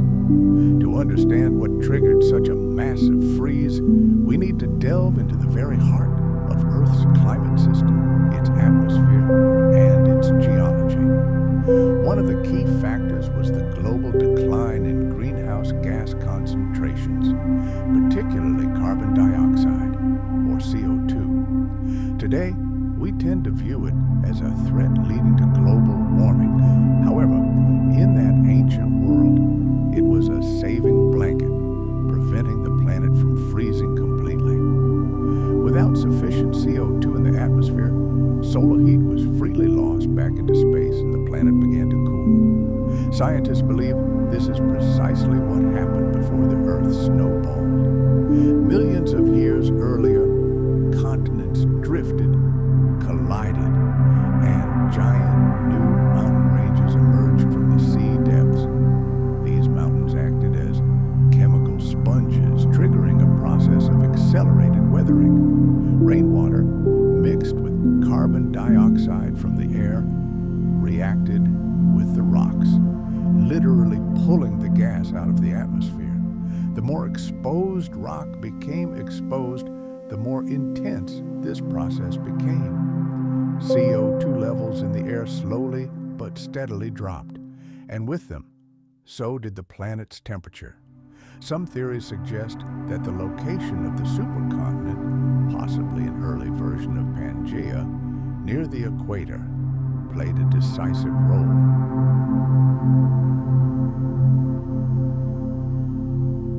Vast land masses here were exposed to the scorching sun and tropical rains, which greatly accelerated chemical weathering, sucking carbon dioxide from the atmosphere at a catastrophic rate.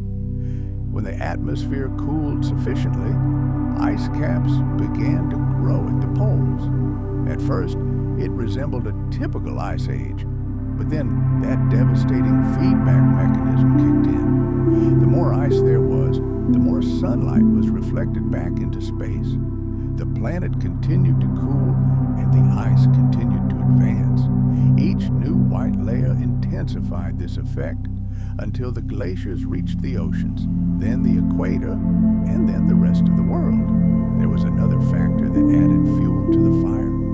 In that distant Neoproterozoic era, our sun was slightly dimmer than it is today.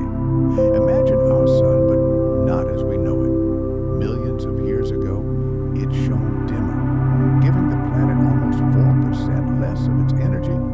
This seemingly insignificant change made the young Earth incredibly fragile, vulnerable to the encroaching cold. In this ancient world, where the atmosphere contained fewer warming greenhouse gases and the sun was weaker, the planet simply had no room for error. The delicate climatic balance was upset. Any event, even the most insignificant, could have been the very trigger that would set off an irreversible chain reaction of global glaciation. And here, another powerful force enters the picture: volcanic activity.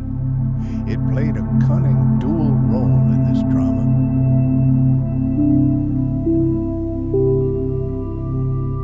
On the one hand, when erupting, volcanoes released carbon dioxide into the atmosphere, which was supposed to warm the planet.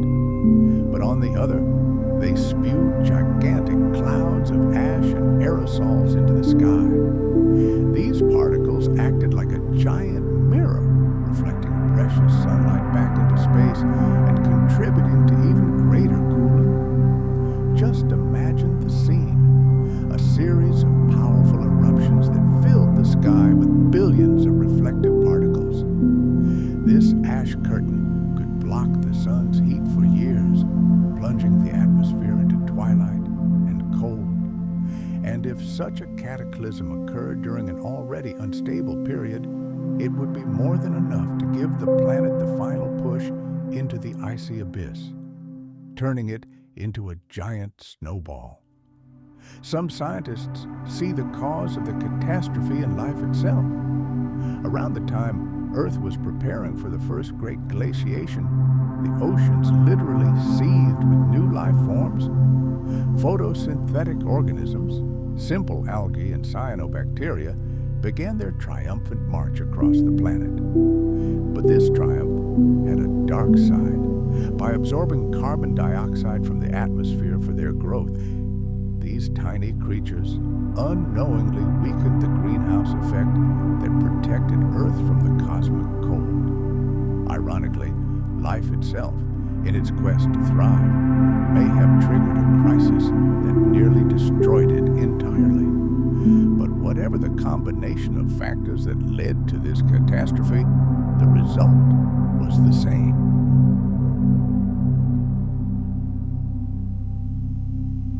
The planet's climate system broke loose, and the cooling became unstoppable.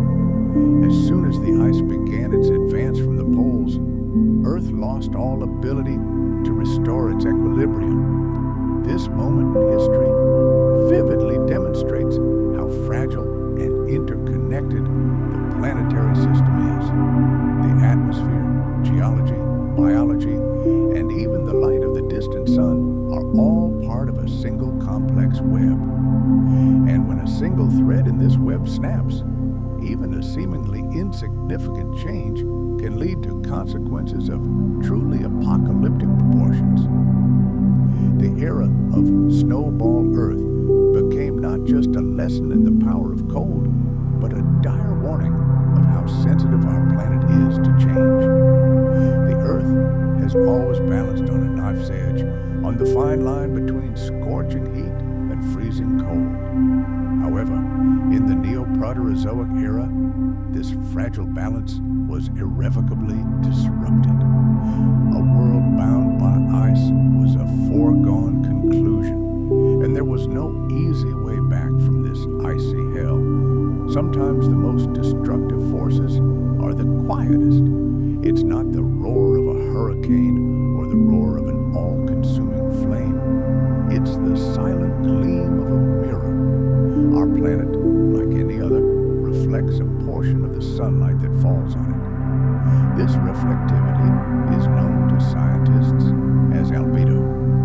And during the great glaciations, albedo became the silent weapon that turned a simple cooling into a rampant freeze, nearly wiping out life from the face of Earth. Our planet's surface reflects sunlight unevenly.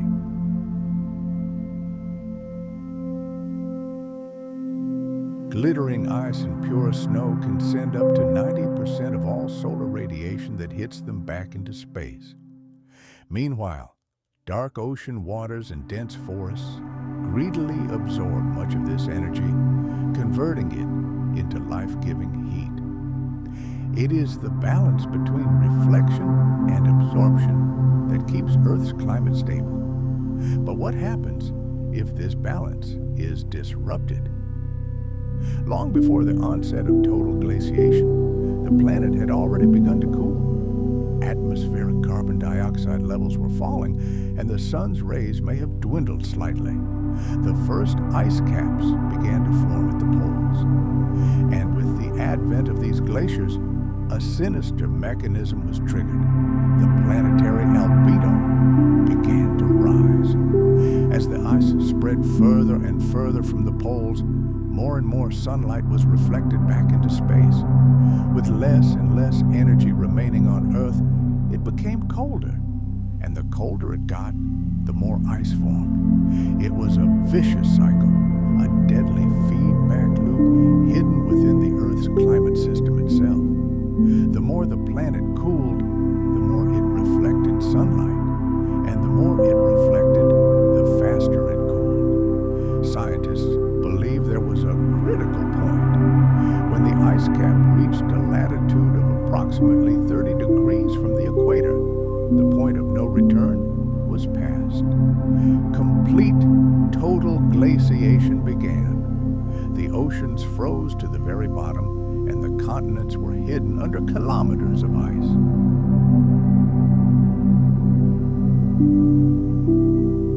The planet turned into a giant icy mirror, indifferently reflecting sunlight into the black void of space. Unlike other natural cycles, this process was virtually irreversible. Once ice had captured the planet, it itself maintained this perpetual cold.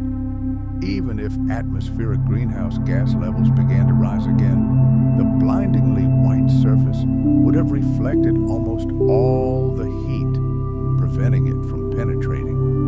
Earth could have survived in this frozen state for thousands, even millions of years. Only a colossal, unimaginable accumulation of heat in the atmosphere could have penetrated this icy armor. This feedback loop explains why Snowball Earth wasn't just another ice age, but something far more terrifying. Normal ice ages ebb and flow with changes in Earth's orbit or solar activity. But Snowball Earth shifted the planet to an entirely new, stable, frozen state. Even the tropical oceans were frozen solid, and every hour, every day, sunlight simply bounced off the surface, failing to warm the world below. The oceans, sealed beneath an impenetrable shell of ice, lost all connection with the atmosphere. The winds died down, the mighty ocean current stalled, and gas exchange ceased. Heat no longer circulated around the planet. Life sheltering at the bottom found itself trapped in isolated oases, separated by kilometers of ice and eternal darkness. The Earth became more than just cold. It became deathly quiet.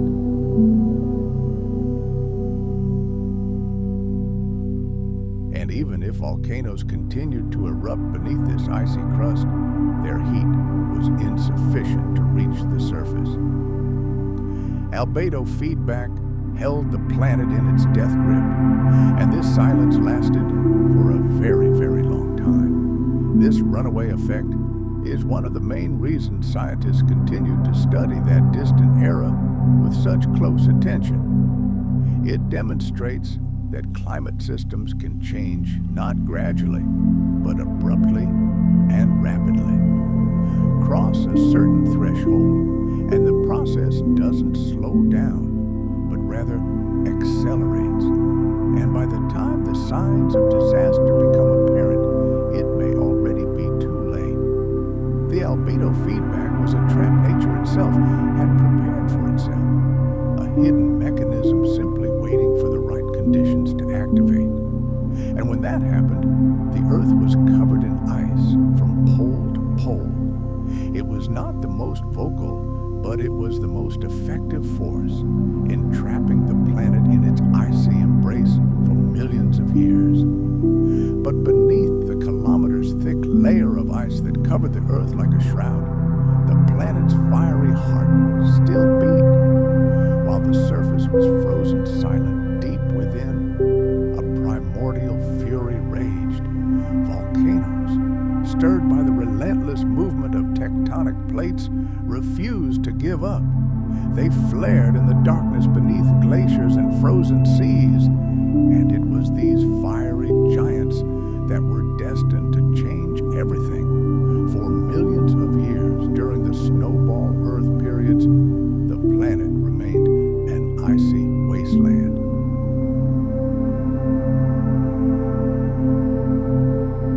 But beneath its surface, geological forces continued their work without rest.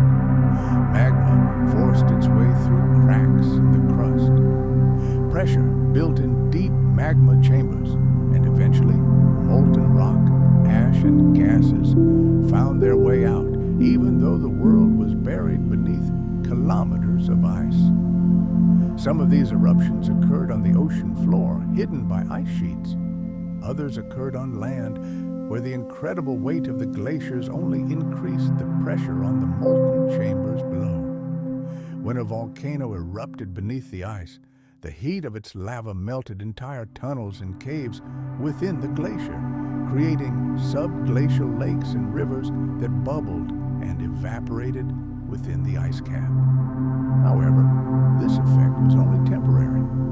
The heat was never enough to melt the entire ice sheet, and the cold always returned, healing the wound. However, these eruptions brought more than just heat. They released gases into the atmosphere, and the most important of these gases was carbon dioxide. Volcanoes are one of the most powerful sources of this gas on Earth, but under normal conditions, it is constantly involved in the cycle. The weathering of rocks absorbs it from the atmosphere. However, during the snowball Earth, when all the continents were reliably covered in ice, this process virtually stopped, and the carbon dioxide simply had nowhere to go. It began to accumulate. Typically, carbon dioxide emitted by volcanoes dissolves in rainwater and reacts chemically with exposed rock.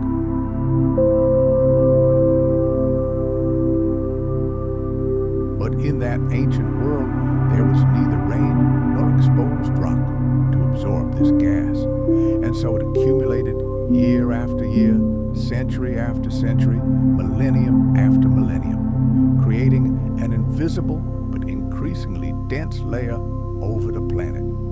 Over millions of years, atmospheric carbon dioxide concentrations reached levels unimaginable, perhaps 1,000 times higher than today's levels.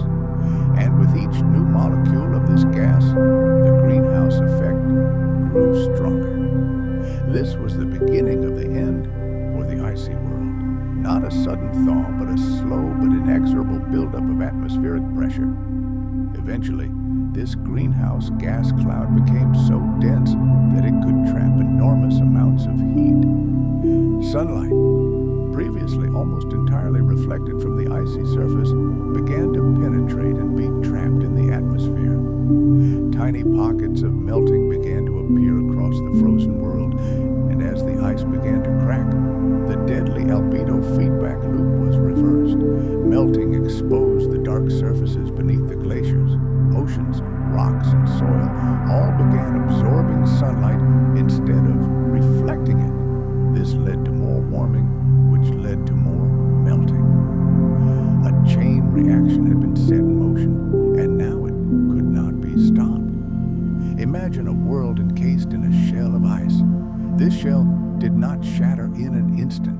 No, its collapse was a slow, painful process stretching over centuries. Glaciers, like giant beasts, reluctantly retreated, revealing the ravaged land.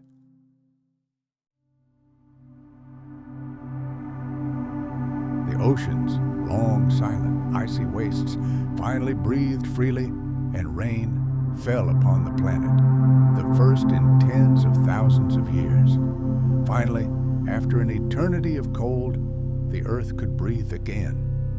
All this time, while the eternal cold reigned on the surface, a fiery heartbeat deep within the earth. The volcanoes never gave up. Their tireless work, their patient, methodical releases of gases into the atmosphere over millennia, became the only weapon that could break the icy grip.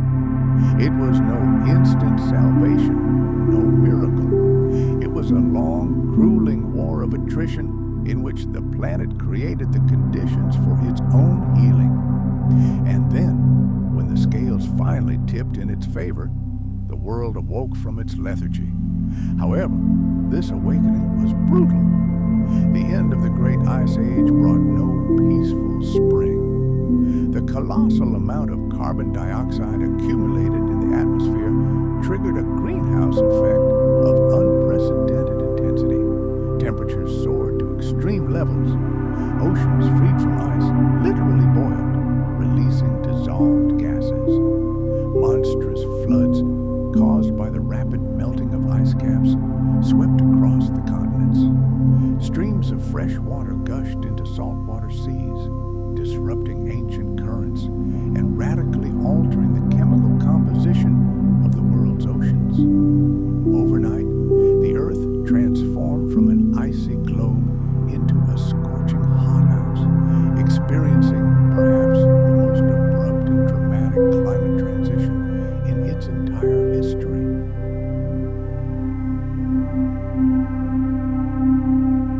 Volcanoes were the planet's true saviors. They were its underground lungs, its hidden fire that kept it alive.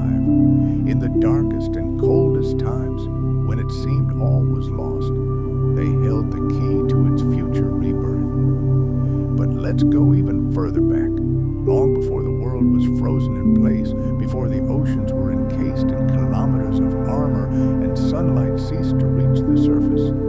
Life had already taken root here. It wasn't life as we know it. There were no animals, no plants. No one roamed the forests because there were no forests, no bones.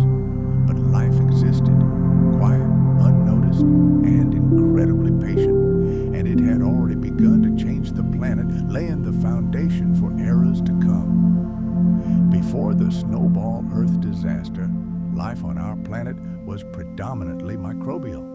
Single-celled organisms ruled the world. Imagine ancient oceans bathed in the light of the young sun. In this warm water, like a giant primordial soup, swam billions of tiny creatures clustering around nutrient pools, bacteria, archaea, and the first eukaryotes, cells that already had a nucleus.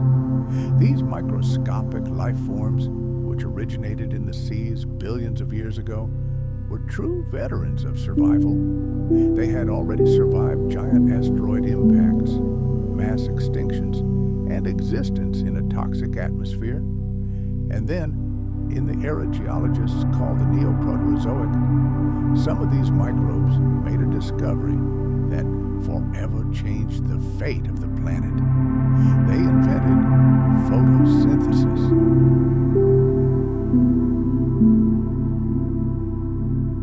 This process was truly revolutionary. It gave living organisms the incredible ability to convert sunlight energy into food and release oxygen into the environment as a byproduct. For hundreds of millions of years, these microscopic photosynthesizers worked tirelessly. They transformed the Earth's atmosphere, slowly but surely saturating it with oxygen and making the world increasingly habitable for more complex life forms. They formed enormous colonies known as stromatolites. These living carpets of cyanobacteria covered the shallows, greedily absorbing the sun's rays and literally forging a new world. The chemical composition of the oceans began to change dramatically. This process, known as the Great Oxidation Event, began long before the global glaciation, but it was in the Neoproterozoic that its effects became truly noticeable. Rising oxygen levels in water and the atmosphere triggered the evolution of more complex cells. The first organisms with nuclei and complex internal structures appeared, the distant ancestors of absolutely all modern animals, plants, and fungi. In some corners of the planet, primitive multicellular life was already emerging. Tiny, soft-bodied organisms, strange, gelatinous creatures lacking either shell or skeleton. These were the first tentative steps of evolution toward the incredible diversity we know today. But all this progress was extremely fragile.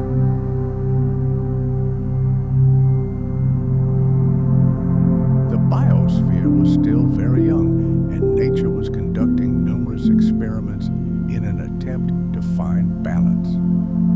The vast majority of these first complex organisms were entirely dependent on the ocean's surface, where there was ample light, heat, and energy. In those distant times, ecosystems were tiny and vulnerable, as the planet itself was nutrient poor. Life simmered only where sunlight penetrated, where currents brought food, and where gas exchange between the ocean and the atmosphere oxygenated the water. But another world existed. In the impenetrable darkness of the ocean depths around hydrothermal vents, a unique life teemed. Not a single ray of light ever penetrated here. These communities thrived thanks to chemosynthetic organisms. Instead of solar energy, they used chemical reactions, obtaining food from compounds emitted from the Earth's depths. They evolved in complete isolation from surface ecosystems, and despite their small numbers, were incredibly resilient, adapting to the monstrous pressures, high temperatures, and eternal darkness. But before Earth became a frozen globe, the vast majority of living things depended on the sun. Photosynthetic organisms needed open water, and the first complex cells needed sunlight to sustain themselves. In the era preceding the Great Ice Age, life was already thriving. The seafloor was covered with microbial mats. Shallow coastal zones were filled with algae, and plankton dominated the sunlit upper layers of the ocean.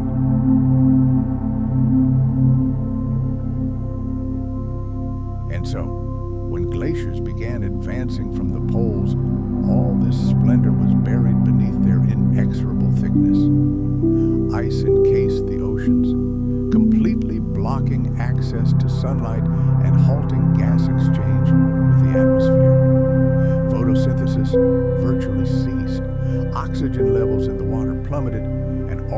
complex life, barely having had time to emerge, was on the brink of total annihilation. Fossil evidence from that era is extremely scarce. This isn't because life was absent, but because the organisms of that time lacked hard body parts capable of preserving themselves for millions of years. All that remains are faint imprints in ancient rocks, chemical traces of biological activity, and microscopic fossils of individual cells.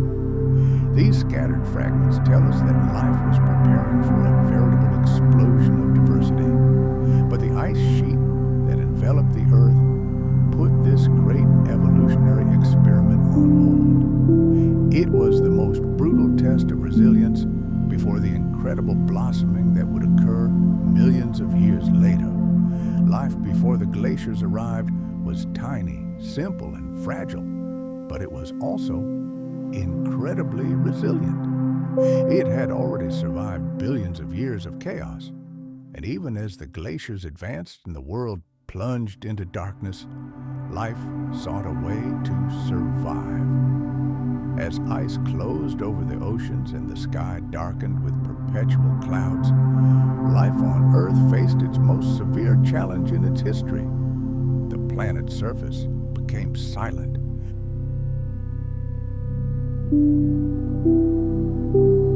Continents were shrouded in a white shroud. Seas once teeming with microorganisms became icy deserts for millions of years. Sunlight barely reached the surface. Temperatures plummeted and oxygen levels fell to critical levels.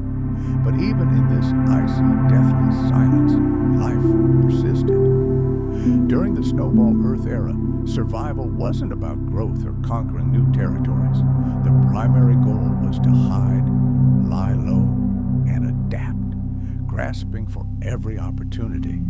The planet became completely hostile to almost everything. Photosynthetic organisms lost light. Ocean circulation slowed or stopped altogether. Nutrients were trapped beneath the ice. And yet, a few tiny pockets of life survived. The most likely refugees were the ocean depths near hydrothermal vents. Here, on this superheated alien world, life continued its journey. Mineral-rich water seeping from the Earth's depths created an oasis of warmth and chemical energy amidst an icy hell. Chemosynthetic bacteria and archaea thrived around these black smokers. They didn't require sunlight, feeding on hydrogen sulfide and other compounds from the geothermal emissions. This life was primitive, but incredibly resilient. It arose long before the glaciations and could exist in complete darkness. These deep-sea communities may have been the last bastions of life during the darkest times.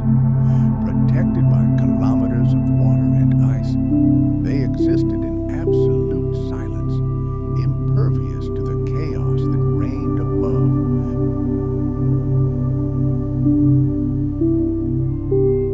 Their survival is proof that not all life on Earth depends on the sky. But the ocean depths weren't the only refuge. Some scientists speculate that at the equator, where the ice was thinner, there may have been patches of open or semi-frozen water. These thawed patches could have provided homes for other organisms. They may have emerged where the sun's rays were most direct, or where geothermal heat from the ocean floor prevented the water from freezing completely. Photosynthesis could have continued in these tiny oases. Microbial mats may have survived just beneath the ice surface, capturing the meager light that penetrated. Moreover, life could have found refuge even within the ice itself. In so-called cryoconite pits, small depressions filled with meltwater, dust, and microbes. Such structures form on modern glaciers today. If something similar existed back then, these pits could have served as microscopic arcs, supporting life isolated within the ice and nourished by stray rays of sunlight and dust particles. They would have been tiny islands of life in a vast world of cold. And beneath the continental glaciers, subglacial lakes may have existed. They were kept from freezing by the colossal pressure of the ice mass above and geothermal heat coming from below. These isolated bodies of water could also have become the last refuge of ancient life. Imagine the pressure of a kilometer-thick ice shell so great that it could melt the ice at its very base.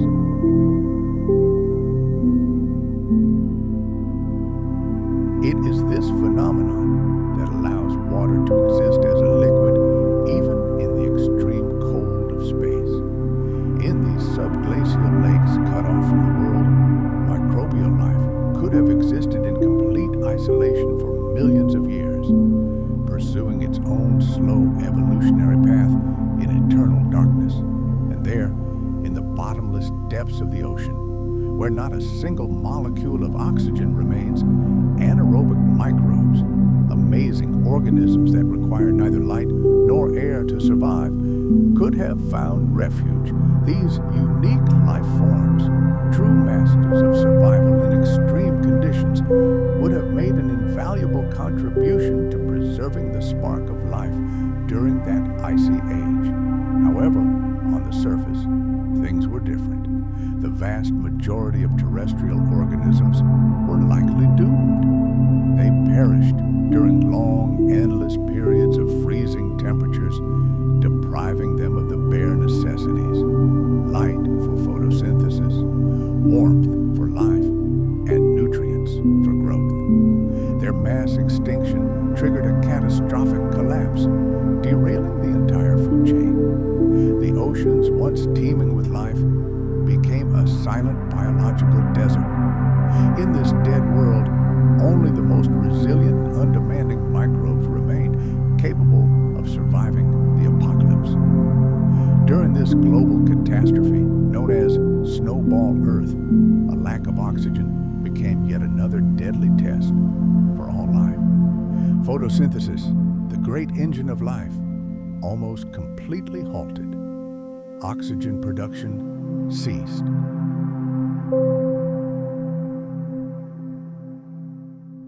The oceans suffocated, turning into oxygen-free cauldrons filled with dissolved iron and devoid of breathable gases.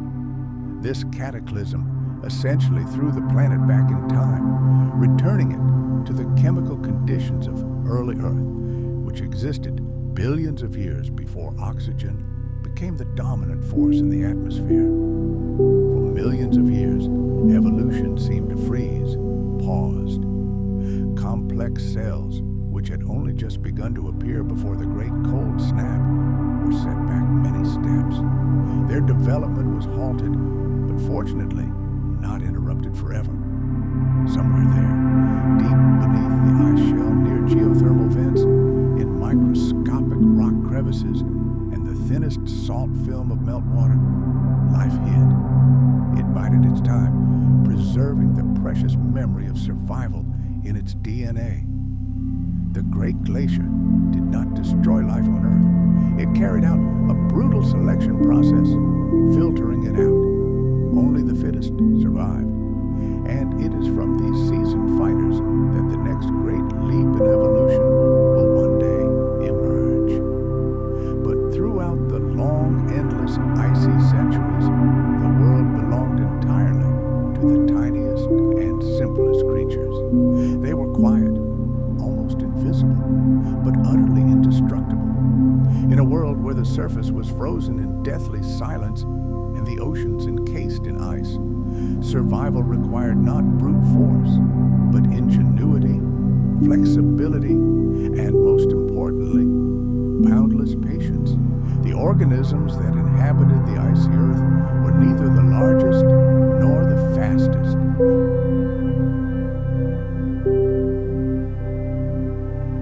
They were the only ones who managed to slow their metabolism, enter suspended animation, and adapt to the harshest conditions our planet had ever seen. The first and foremost survival strategy was isolation. life retreated to the few refuges where the cold couldn't reach. Hydrothermal vents on the ocean floor, a kind of underwater volcano, were among the safest places. Here, superheated, mineral-rich fluids erupted from fissures in the seafloor, creating a stable oasis of warmth and energy amidst the frozen planet. The microbes that swarmed around these black smokers employed a unique strategy: chemosynthesis. Instead of relying on sunlight, which was non-existent, they learned to draw energy directly from chemicals like hydrogen sulfide and methane, essentially feeding on poisons. This life form was quiet, adapted to extremes, and completely self-sufficient. Another crucial tactic used by microorganisms was the ability to enter into profound hibernation. Many were capable of slowing their metabolism almost to a standstill. In this death-like state, they could survive for millennia without food, warmth, or light.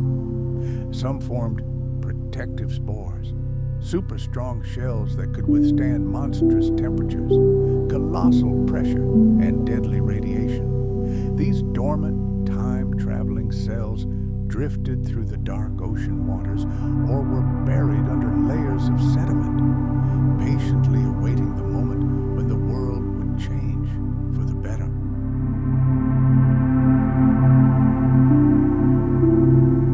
In the thin layers of equatorial ice, where a little dim sunlight still penetrated, sparse and fragile microbial mats could have formed. During the brief moments when the sun broke through the icy shroud, these organisms managed to continue photosynthesis. Some of them were likely psychrophiles, cold-loving microbes that thrive in extremely low temperatures. Their modern descendants can be found in Antarctic sea ice and deep glacial lakes. During the snowball Earth, their ancient ancestors may have been the last active producers of oxygen and nutrients on the entire planet. Life also adapted, forming true communities. Microbial colonies survived much more effectively together than alone. They huddled together in dense groups, creating so-called biofilms, slimy protective layers. These living shields helped retain precious moisture, share resources, and create a more stable microenvironment than the icy hell outside. Some of these biofilms could form directly within the ice, in the pores of rocks, or under thin layers of seafloor sediments, where weak geothermal heat still reached. In subglacial lakes, trapped in meltwater beneath the ice, a completely new survival strategy emerged: chemical waste recycling. These hidden bodies of water were isolated from the surface for millions of years. However, the microbial life within them was able to create completely closed cycles in which the waste of one organism became food for another.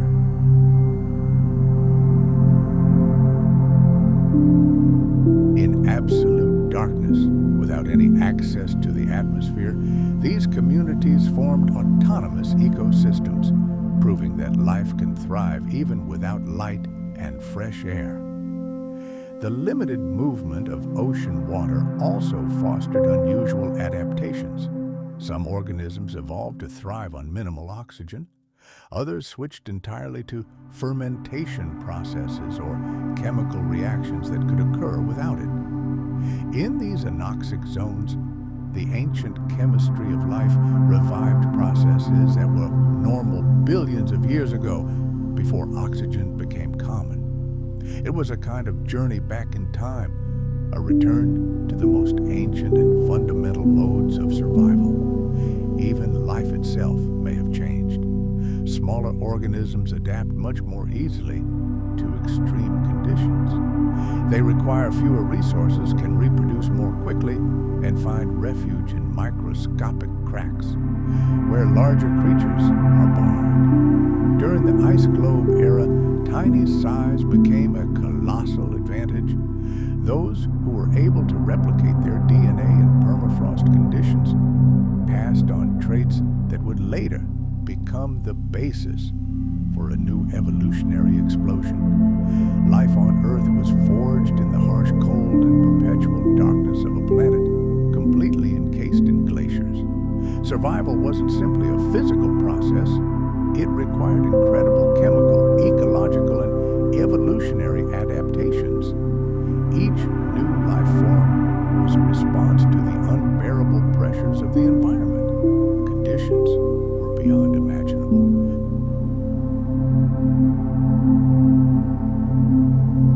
No sunlight, no fresh oxygen, no nutrient cycling, no seasonal cycles, only endless cold, darkness, and deafening silence. But even in these hellish conditions, the foundations of future resilience were born. Flexibility, cooperation, and the ability to wait. Life didn't try to confront the ice cap head-on. It found ways to survive, using it as shelter and hiding in its crevices. These survival strategies became the foundation for everything that followed. When the glaciers finally melted and the oceans opened to the sun again, it was the descendants of these hidden survivors who reclaimed the planet. Over time, they evolved into more complex forms, more beautiful and powerful than Earth had ever seen. New life was even emerging on the surface of the glaciers themselves, among the endless ice sheets where perpetual cold reigns and life seems impossible. Small dark spots could be found. From a distance, they resembled random specks of dirt, but upon closer inspection, they revealed a completely different story. These spots, called cryoconite pits, are tiny depressions formed by meltwater and filled with dark sediments and living microbes. During the snowball Earth, they may have been some of the last sunlit refuges for life on the entire planet. A cryoconite pit forms when dark particles, such as volcanic ash, dust, or microscopic debris, settle on the surface of the ice.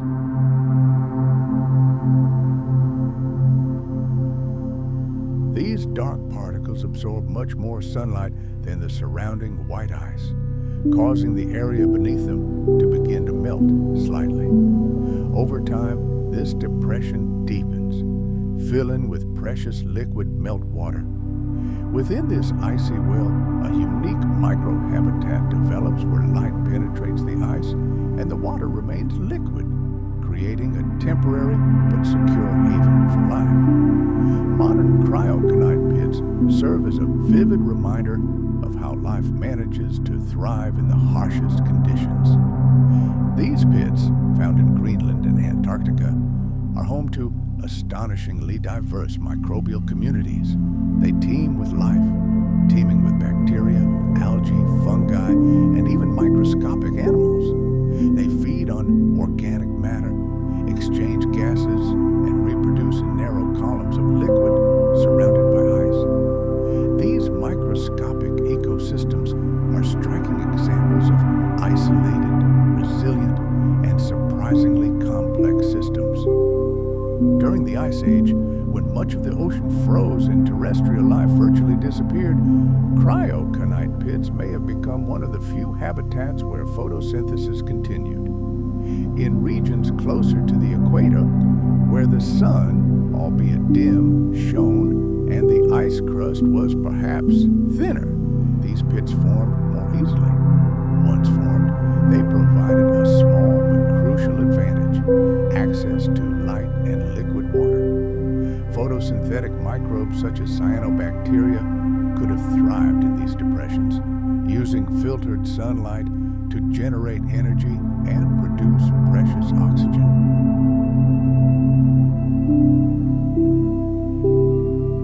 And although the water was icy, it remained liquid, protected from complete freezing by the ice itself that surrounded it. These dark grains carried not only heat, but also precious cargo.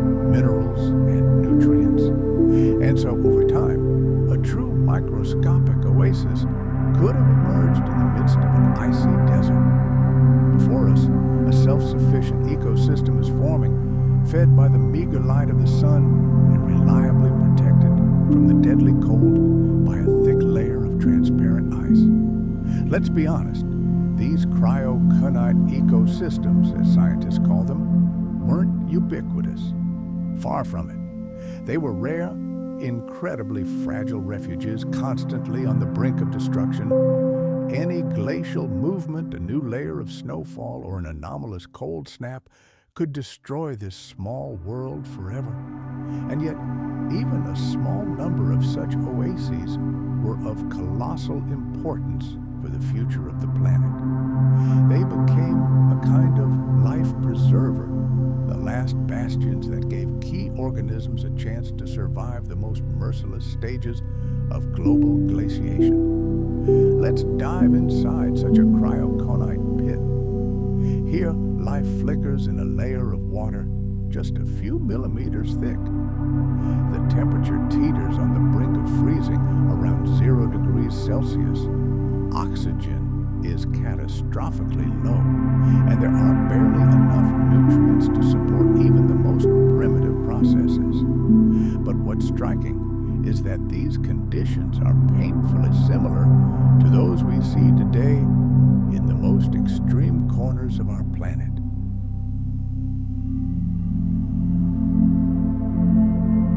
For example, in the Antarctic ice, where modern microbes have learned to survive, it's quite possible that their distant ancestors millions of years ago used exactly the same survival strategies.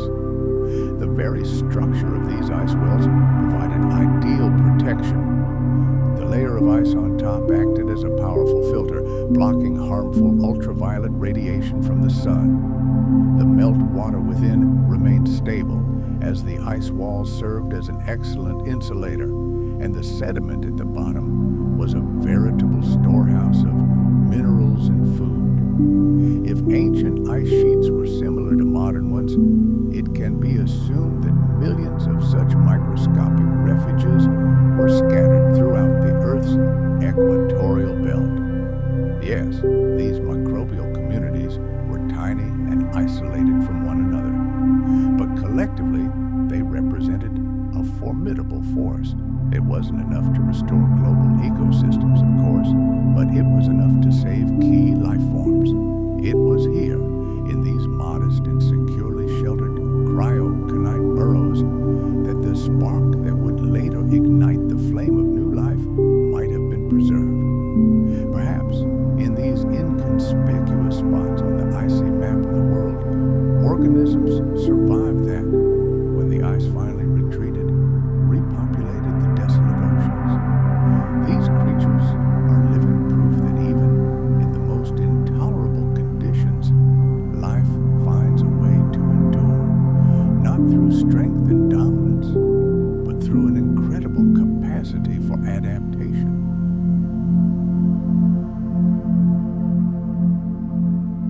In the great saga of Snowball Earth, cryoconite burrows were more than just shelters. Imagine them as the smoldering embers of a giant bonfire buried beneath the snow. Tiny, isolated sparks, patiently awaiting their moment beneath the icy shroud. And when the great thaw finally arrives, it will be these sparks that will help reignite the flame of life across the planet. When the entire planet froze and the oceans disappeared under kilometers of ice, one seemingly simple, yet in fact terrifying, question hung in the air. What happened to photosynthesis? If it stopped, how could life continue at all?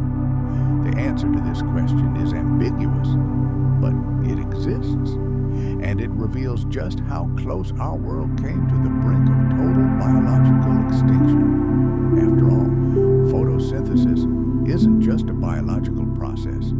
It's the fundamental engine of almost all complex life on Earth. It converts sunlight energy into food, allowing organisms to grow and develop. And as a byproduct, it oxygenates the atmosphere. Without it, the oceans would suffocate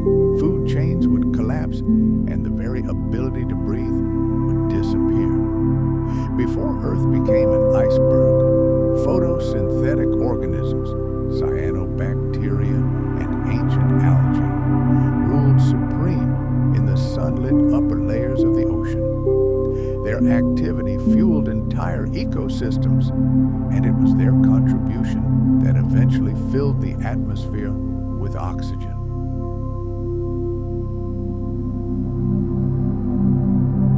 These invisible microscopic factories floating in the water literally reshaped the face of the entire planet. However, with the arrival of the Great Cold, sunlight was the first to be hit. The expanding ice sheet acted like a giant mirror, reflecting more and more heat back into space. The equator, once bathed in tropical heat, became pale and cold. The oceans were first covered in seasonal ice, and then by permanent, kilometers-thick glaciers. And as this ice layer grew thicker, light simply stopped penetrating the depths. The surface was plunged into darkness. Photosynthesis froze. In the vast majority of parts of the planet, it likely ceased entirely. Beneath the impenetrable thickness of glaciers and frozen seas, sunlight could no longer reach the microbial communities and algae that once carpeted the shallows. This primary energy source was cut off, and so, for millions of years, photosynthetic life was forced to retreat or perish. But not everywhere. Scientists today believe that hope is not entirely lost. In some corners of the planet, particularly around the equator, where the sun shone most fiercely, the ice shell may have been thinner. Imagine these giant translucent sheets of ice, perhaps allowing a meager, ghostly light to penetrate.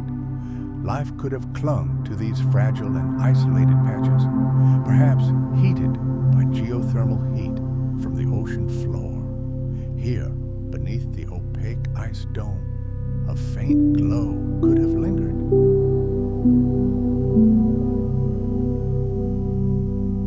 And this ghostly light could have been enough for some photosynthetic microbes to continue their desperate struggle for survival. We can find modern analogs today in Antarctica. There, beneath sea ice several meters thick, colonies of algae and bacteria manage to survive. These amazing organisms use the dim light that penetrates the ice to maintain photosynthesis even during the long polar night. It's quite possible that their ancient ancestors adapted to the conditions of icy Earth in a similar way, learning to capture every available photon of light and developing systems capable of operating in near total darkness. Those same cryoconite pits, filled with meltwater on the surface of glaciers, also served as a site for photosynthesis. Although these pools were tiny and isolated, they contained everything they needed: liquid water, nutrients, and most importantly, light. In these conditions, cyanobacteria and other microbes could grow slowly but surely, sustaining their life processes and producing precious oxygen. Some researchers go even further, suggesting that giant cracks in sea ice formed by wind or ocean currents may have served as temporary windows. Through them, sunlight could have penetrated directly into the water. These narrow ice canyons could have supported brief but vibrant blooms of life, providing a source of energy and food for microbial communities.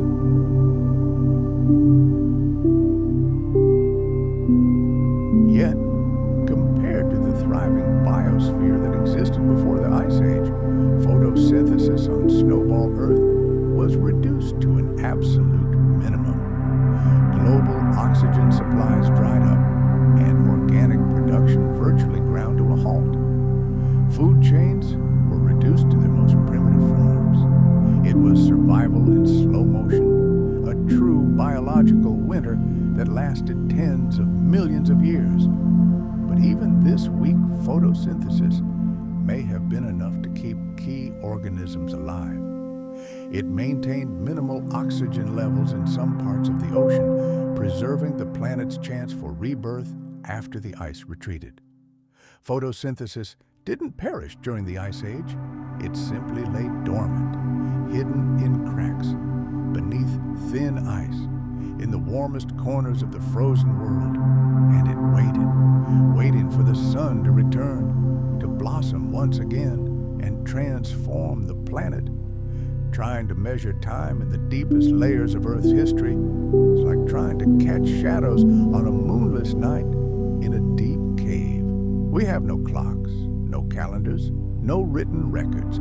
There are only silent witnesses, layers of rock, isotopes trapped in crystals, and chemical signatures left in ancient stone. And yet, by deciphering these silent messages, scientists have gradually pieced together a terrifying picture.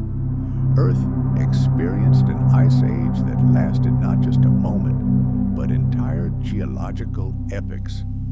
Tens of millions of years, a frozen chapter in the history of our planet.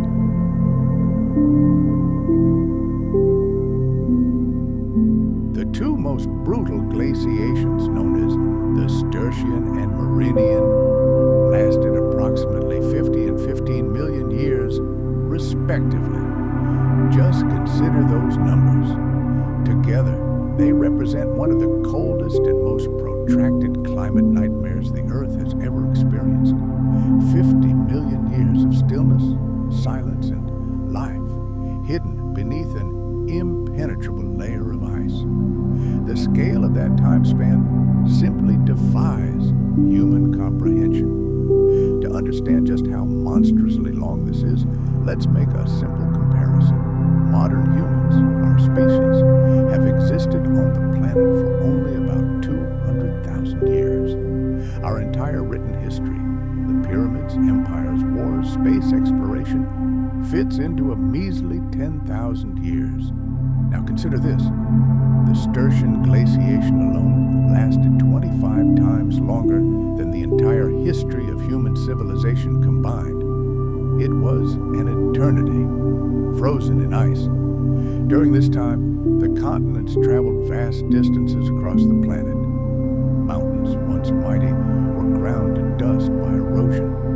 Volcanoes were born and died. And life, if it flickered anywhere at all, existed in almost complete isolation from the rest of the world. Of course, the duration of these glaciations was not uniform across the planet. In some regions, glacial captivity may have been shorter. In others, ice may have frozen the surface for unimaginably long periods. But overall, the planet remained cold, blindingly white, and biologically suppressed for entire geological eons.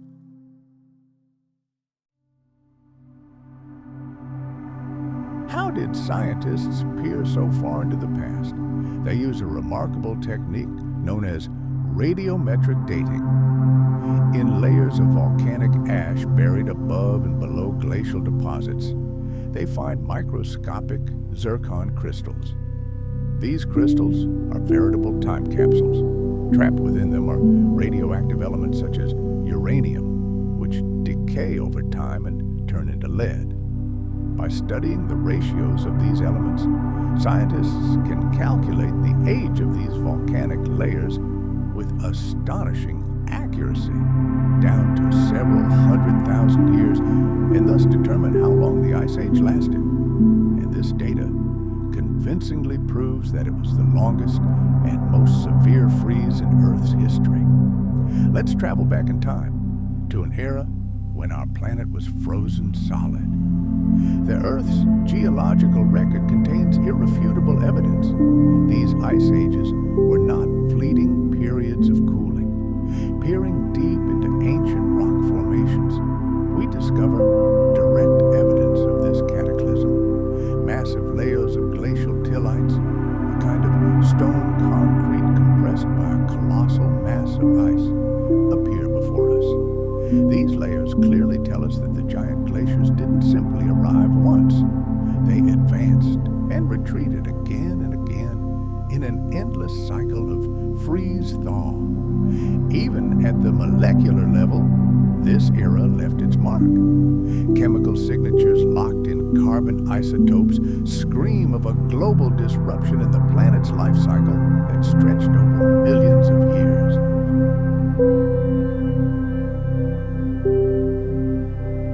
This chemical chaos perfectly aligns with the image of a world encased in ice. Biological activity has virtually ceased, and the process of storing organic carbon, the basis of life, has fallen to critically low levels. The fossil record confirms this grim picture. While microbial fossils were found throughout the world before the onset of the Great Cold, in layers corresponding to the snowball Earth era, they become incredibly rare, sometimes disappearing altogether. Only after the icy shackles fall do entirely new, previously unseen life forms begin to emerge in geological history, as if the planet were awakening from a long coma. This biological pause precisely corresponds to the geological record of a world trapped in ice. This period of prolonged cold stagnation was perhaps one of the most dire threats life on Earth has ever faced. Imagine instantaneous catastrophes like a supervolcano eruption or a giant asteroid impact. They wreak monstrous destruction, but their effects on a planetary scale pass relatively quickly. However, the long sweltering glaciation known as the snowball Earth hypothesis was an entirely different ordeal. It didn't kill instantly, it suffocated slowly and inexorably. Its pressure was constant, and to survive, life had no choice but to adapt and evolve. Some researchers believe that even at the very height of this icy era, brief flashes of warmth may have occurred.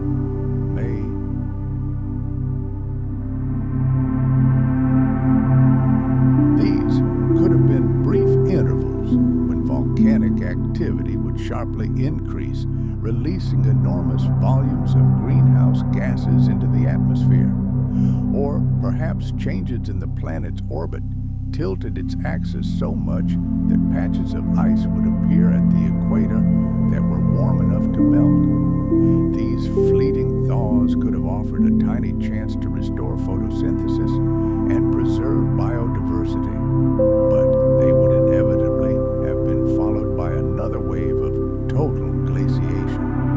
If so, the snowball Earth era could have lasted an incredibly long time. It was not a single gigantic freeze, but rather a brutal cycle involving the near total extinction of life on the planet and its fragile, barely noticeable resurgence. Amazingly, even tens of millions of years after the onset of that icy night, after an endless series of winters, the Earth found the strength to recover. The ice didn't simply retreat. Life returned with unprecedented explosive energy. The world, emerging from its icy captivity, became an ideal testing ground for evolution. Events began to unfold rapidly, and entirely new forms of life appeared on the scene. Complex, multicellular organisms. This great renaissance laid the foundation for the future Cambrian explosion, an era that would transform the oceans and ultimately lead to the emergence of the first true animals. During the Ice Age itself, however, time seemed to stand still. The sun rose and set over a white, lifeless desert.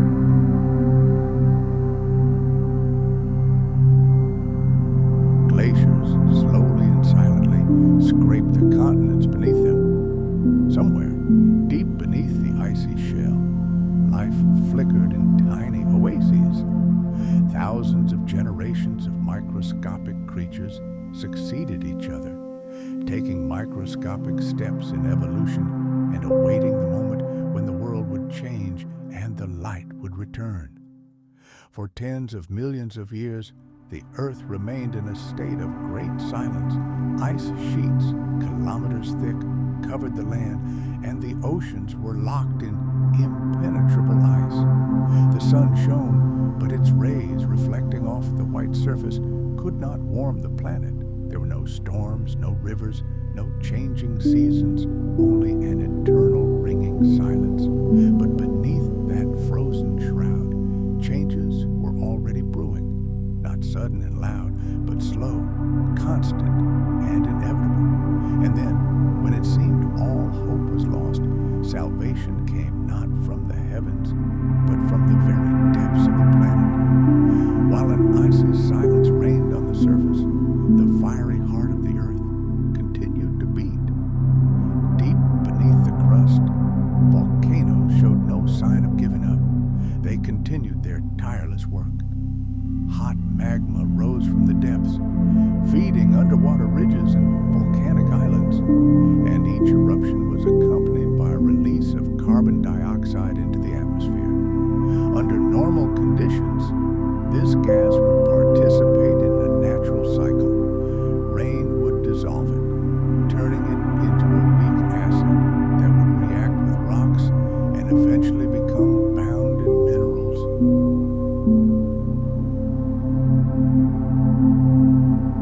But in the world of Snowball Earth, this balance was completely destroyed.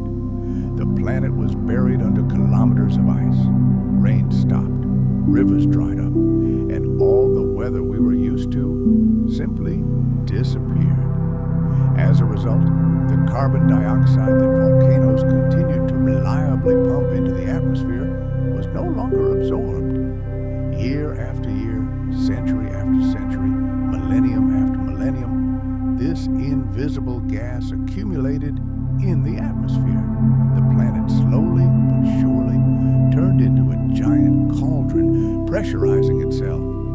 Heat that should have escaped into space was now trapped, shrouded in a growing blanket of greenhouse gases. As carbon dioxide concentrations rose, the greenhouse effect grew stronger. Sunlight, previously almost entirely reflected off the white icy surface, now began to linger in the atmosphere. The thin air began to warm, and somewhere over long-forgotten seas, the first cracks appeared in the ice shell. The melting didn't begin everywhere at once. Imagine the first cracks spreading across the icy mirror somewhere near the equator. The first patches of dark, open water, greedily absorbing the sun's heat. Each such island of life became a catalyst, accelerating the process. The albedo effect, the reflectivity of the surface that had once caused the ice apocalypse, now reversed itself and began to work against the ice. The process that had frozen the planet was now triggering its rapid awakening.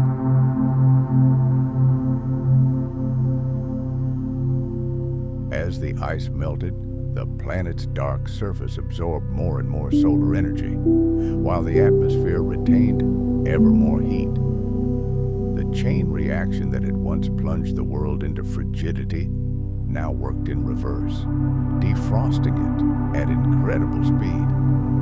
As the surface warmed, streams of meltwater began to flow. Giant glacial lakes began to form and erupt, carving grand canyons through the ice. When the ice dams collapsed, torrents of biblical proportions descended upon the continents.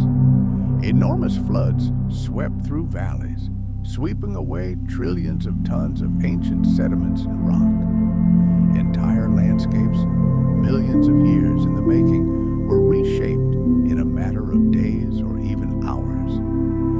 The oceans also responded to these changes. Their ice sheets began to melt rapidly. Sunlight penetrated the upper layers of the water for the first time in millions of years, awakening photosynthetic microorganisms.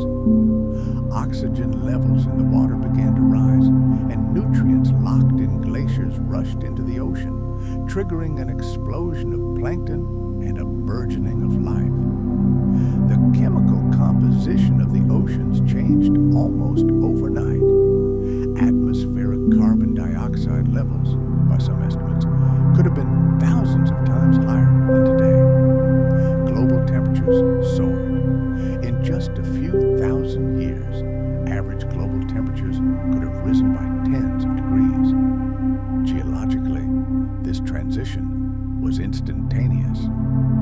Earth went from an icy hell to a scorching tropical hothouse.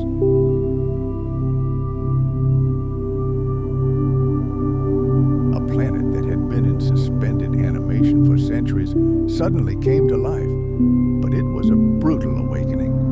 It was battered by tropical superstorms, acid rain, and erosion on an unprecedented scale. As the glaciers melted, sea levels rose sharply, inundating coastal plains. Streams of mud and rock debris poured into the oceans, and the Earth's crust, freed from the monstrous weight of the glaciers, was shaken by earthquakes and eruptions. It was a violent, chaotic rebirth, but at the same time, the beginning of something entirely new. With the return of liquid water and warmth, life was reborn with a new, incredible vigor. The few that had survived the Ice Age in shelters near hydrothermal vents or in subglacial lakes now emerged to the surface and became the basis for the evolution of new, more complex species. The Earth, having shed its snow cover, revealed a completely new appearance. Oxygen began to accumulate in the atmosphere again, the climate gradually stabilized, and ecosystems began to recover. The end of the snowball Earth era was more than just the melting of the ice. It was a genuine awakening of the planet itself. This crisis demonstrated that even after the most severe trials, Earth is capable of healing and becoming fertile ground for the next great stage of evolution. This global cataclysm marked a turning point, paving the way for the emergence of complexity, movement, vision, and ultimately, intelligence.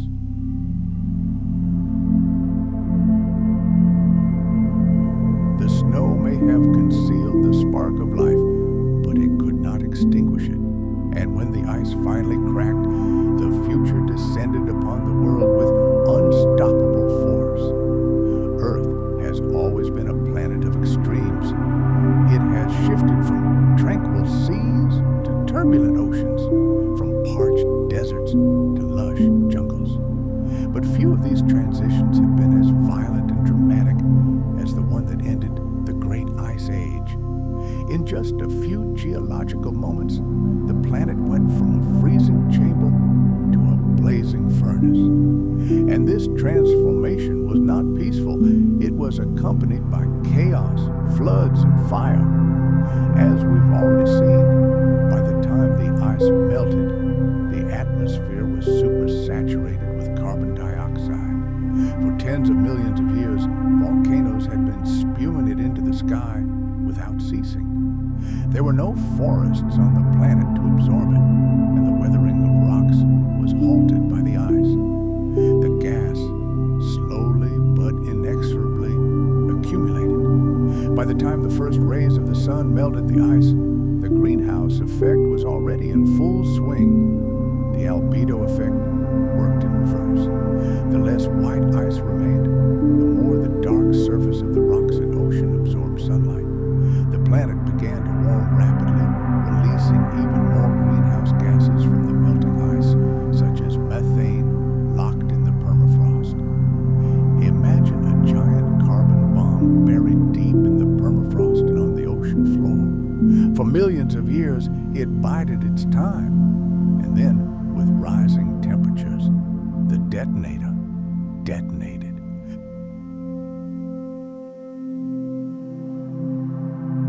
Enormous amounts of methane, a powerful greenhouse gas, were released and rushed into the atmosphere. This gas became the catalyst that set off an unstoppable chain reaction.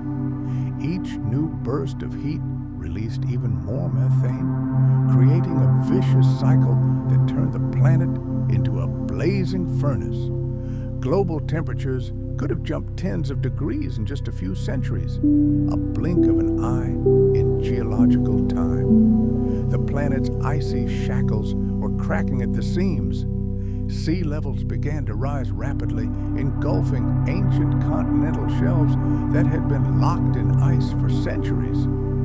The released waters crashed onto the land in roaring torrents of biblical proportions.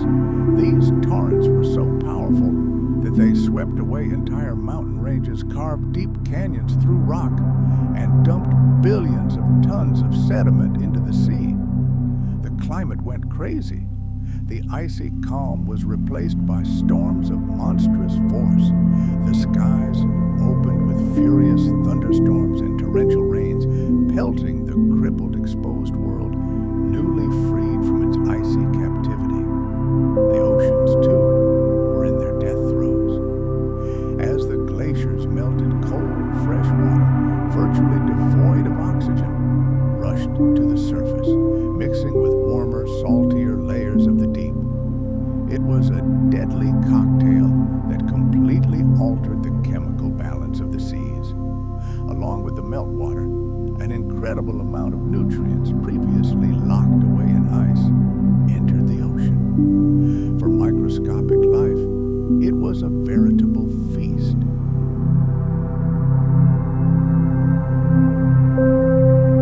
These nutrients triggered an explosive growth of algae.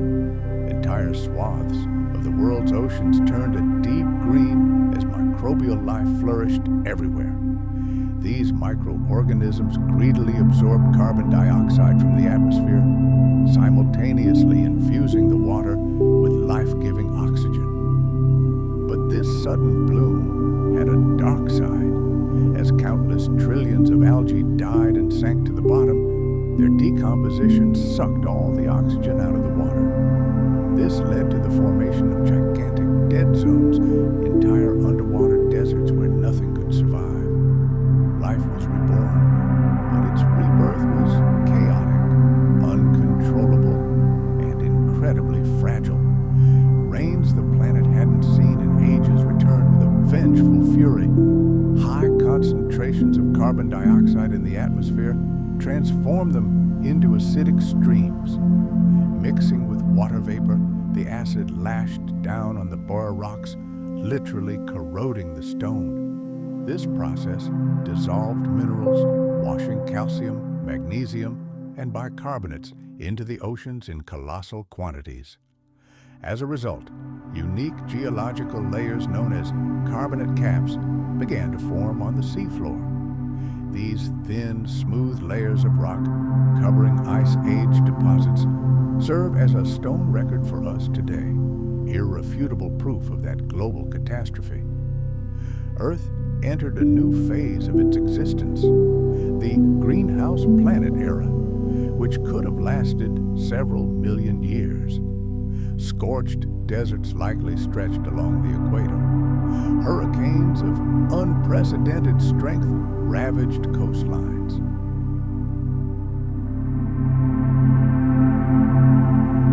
The entire atmospheric circulation system was rebuilt. For organisms that miraculously survived the glacial apocalypse, this new scorching world proved no less a challenge than the previous one. However, it was precisely this instability that opened the door to the future. The intense chemical weathering of rocks caused by acid rain also had a positive effect.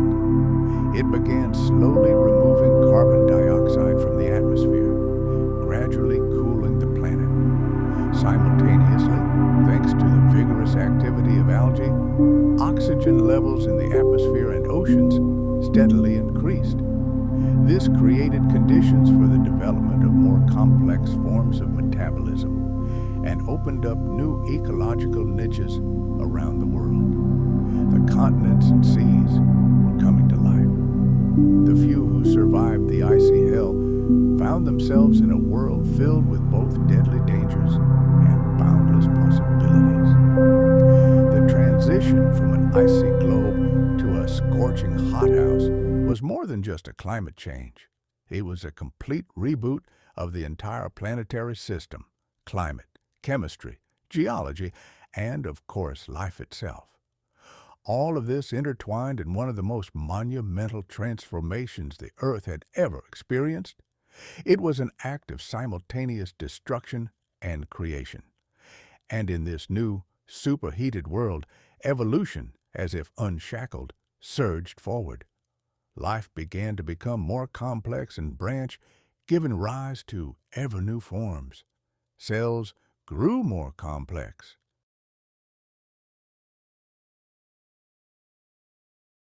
Organisms learned to unite, form colonies, specialize, and create something greater than the sum of their parts.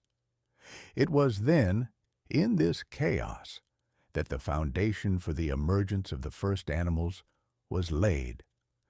The extreme conditions of the snowball planet proved more than just a test of endurance.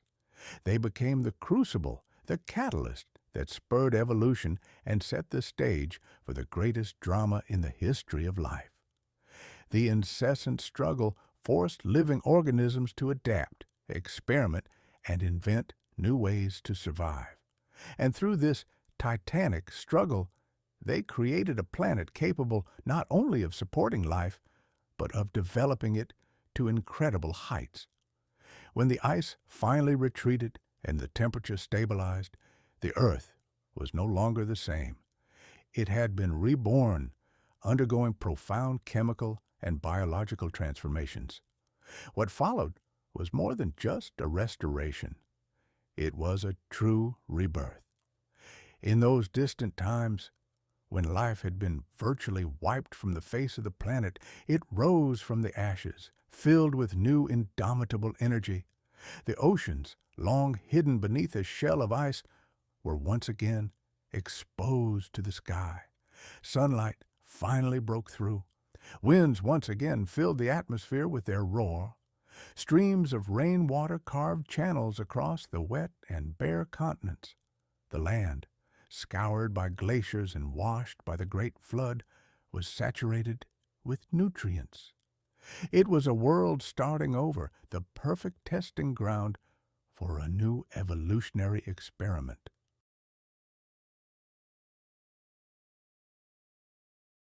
And life responded to this call.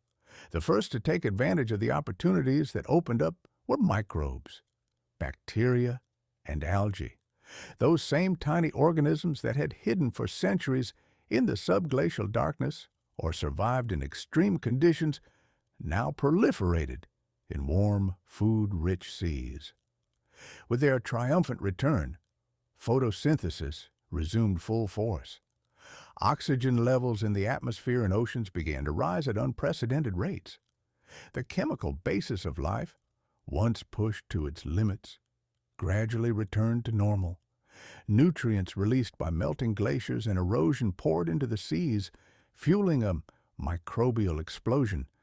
The very base of the food chain expanded exponentially. Oxygen was produced on an industrial scale.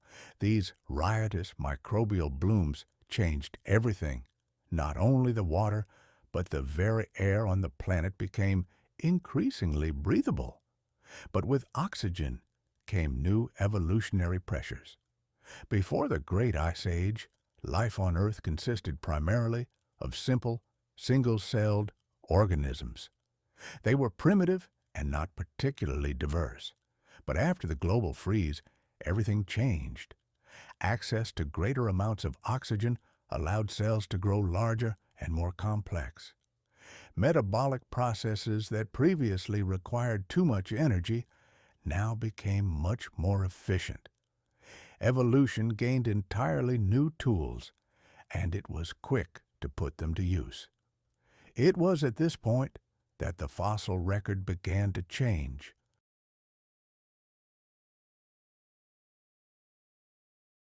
Millions of years after the last ice age, the first tentative traces of multicellular organisms appeared in the rocks. At first, these were strange, soft-bodied creatures with bizarre shapes, resembling leaves, discs, or tubes. Their imprints were preserved only in rare geological formations. These early creatures were not yet true animals, but they were already immeasurably more than just a collection of microbes. They marked the dawn of the Ediacaran Biota, a remarkable period when life began to boldly experiment with form, symmetry, and size.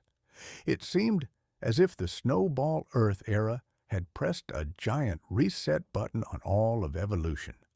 It mercilessly weeded out the weak and unadapted, leaving only the most resilient and inventive on the planet. Only those who could adapt survived, and this paved the way for incredible innovations. The world, freed from its multi-million-year stagnation, began to change rapidly. Land remained a lifeless desert. At that point, the drama of life unfolded exclusively in the oceans.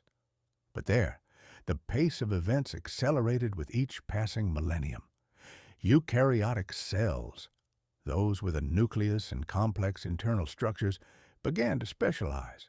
They united into colonies, then formed tissues, and eventually the first primitive organs. Cooperation became the key to survival and prosperity. But along with complexity came a new, ominous phenomenon. Fossil remains from that time reveal evidence of the emergence of predators.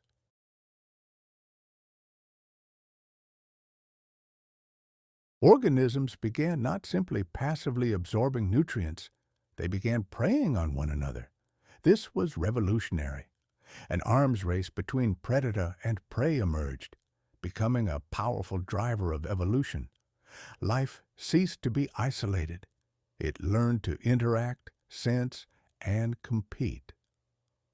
The Great Ice Age laid the foundation for the emergence of the first dynamic ecosystems. This rebirth took millions of years, but the direction was clear. The world that existed before the snowball planet was gone forever, giving way to a planet brimming with incredible potential. An evolutionary explosion was just around the corner. Continents, freed from their icy grip, began to move again. Tectonic plates resumed their slow dance, forming new supercontinents. Mountain ranges rose, and new ocean basins formed between them. Earth's geography became increasingly complex, offering life new arenas for struggle and development. The planet itself had undergone one of the greatest trials in its history and emerged completely transformed.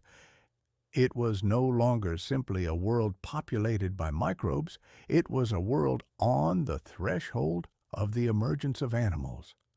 A world in which life was preparing to cease being microscopic and passive and begin to crawl, swim, sense, and hunt. The outcome of the Great Ice Age was more than mere survival.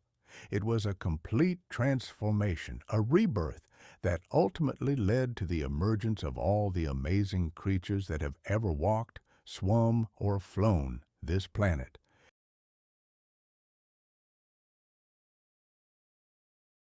Hundreds of millions of years later, when the glaciers have long since melted, the history of snowball Earth remains etched in stone, but its traces lie not in bones or fossils, but in the strange, smooth layers of rock that cover the ancient glacial deposits, like the final signature on a great chapter of history. These layers, the aforementioned carbonate caps, are among the most important and eloquent testimonies of how our planet once froze from pole to pole, only to be reborn in the fires of global warming.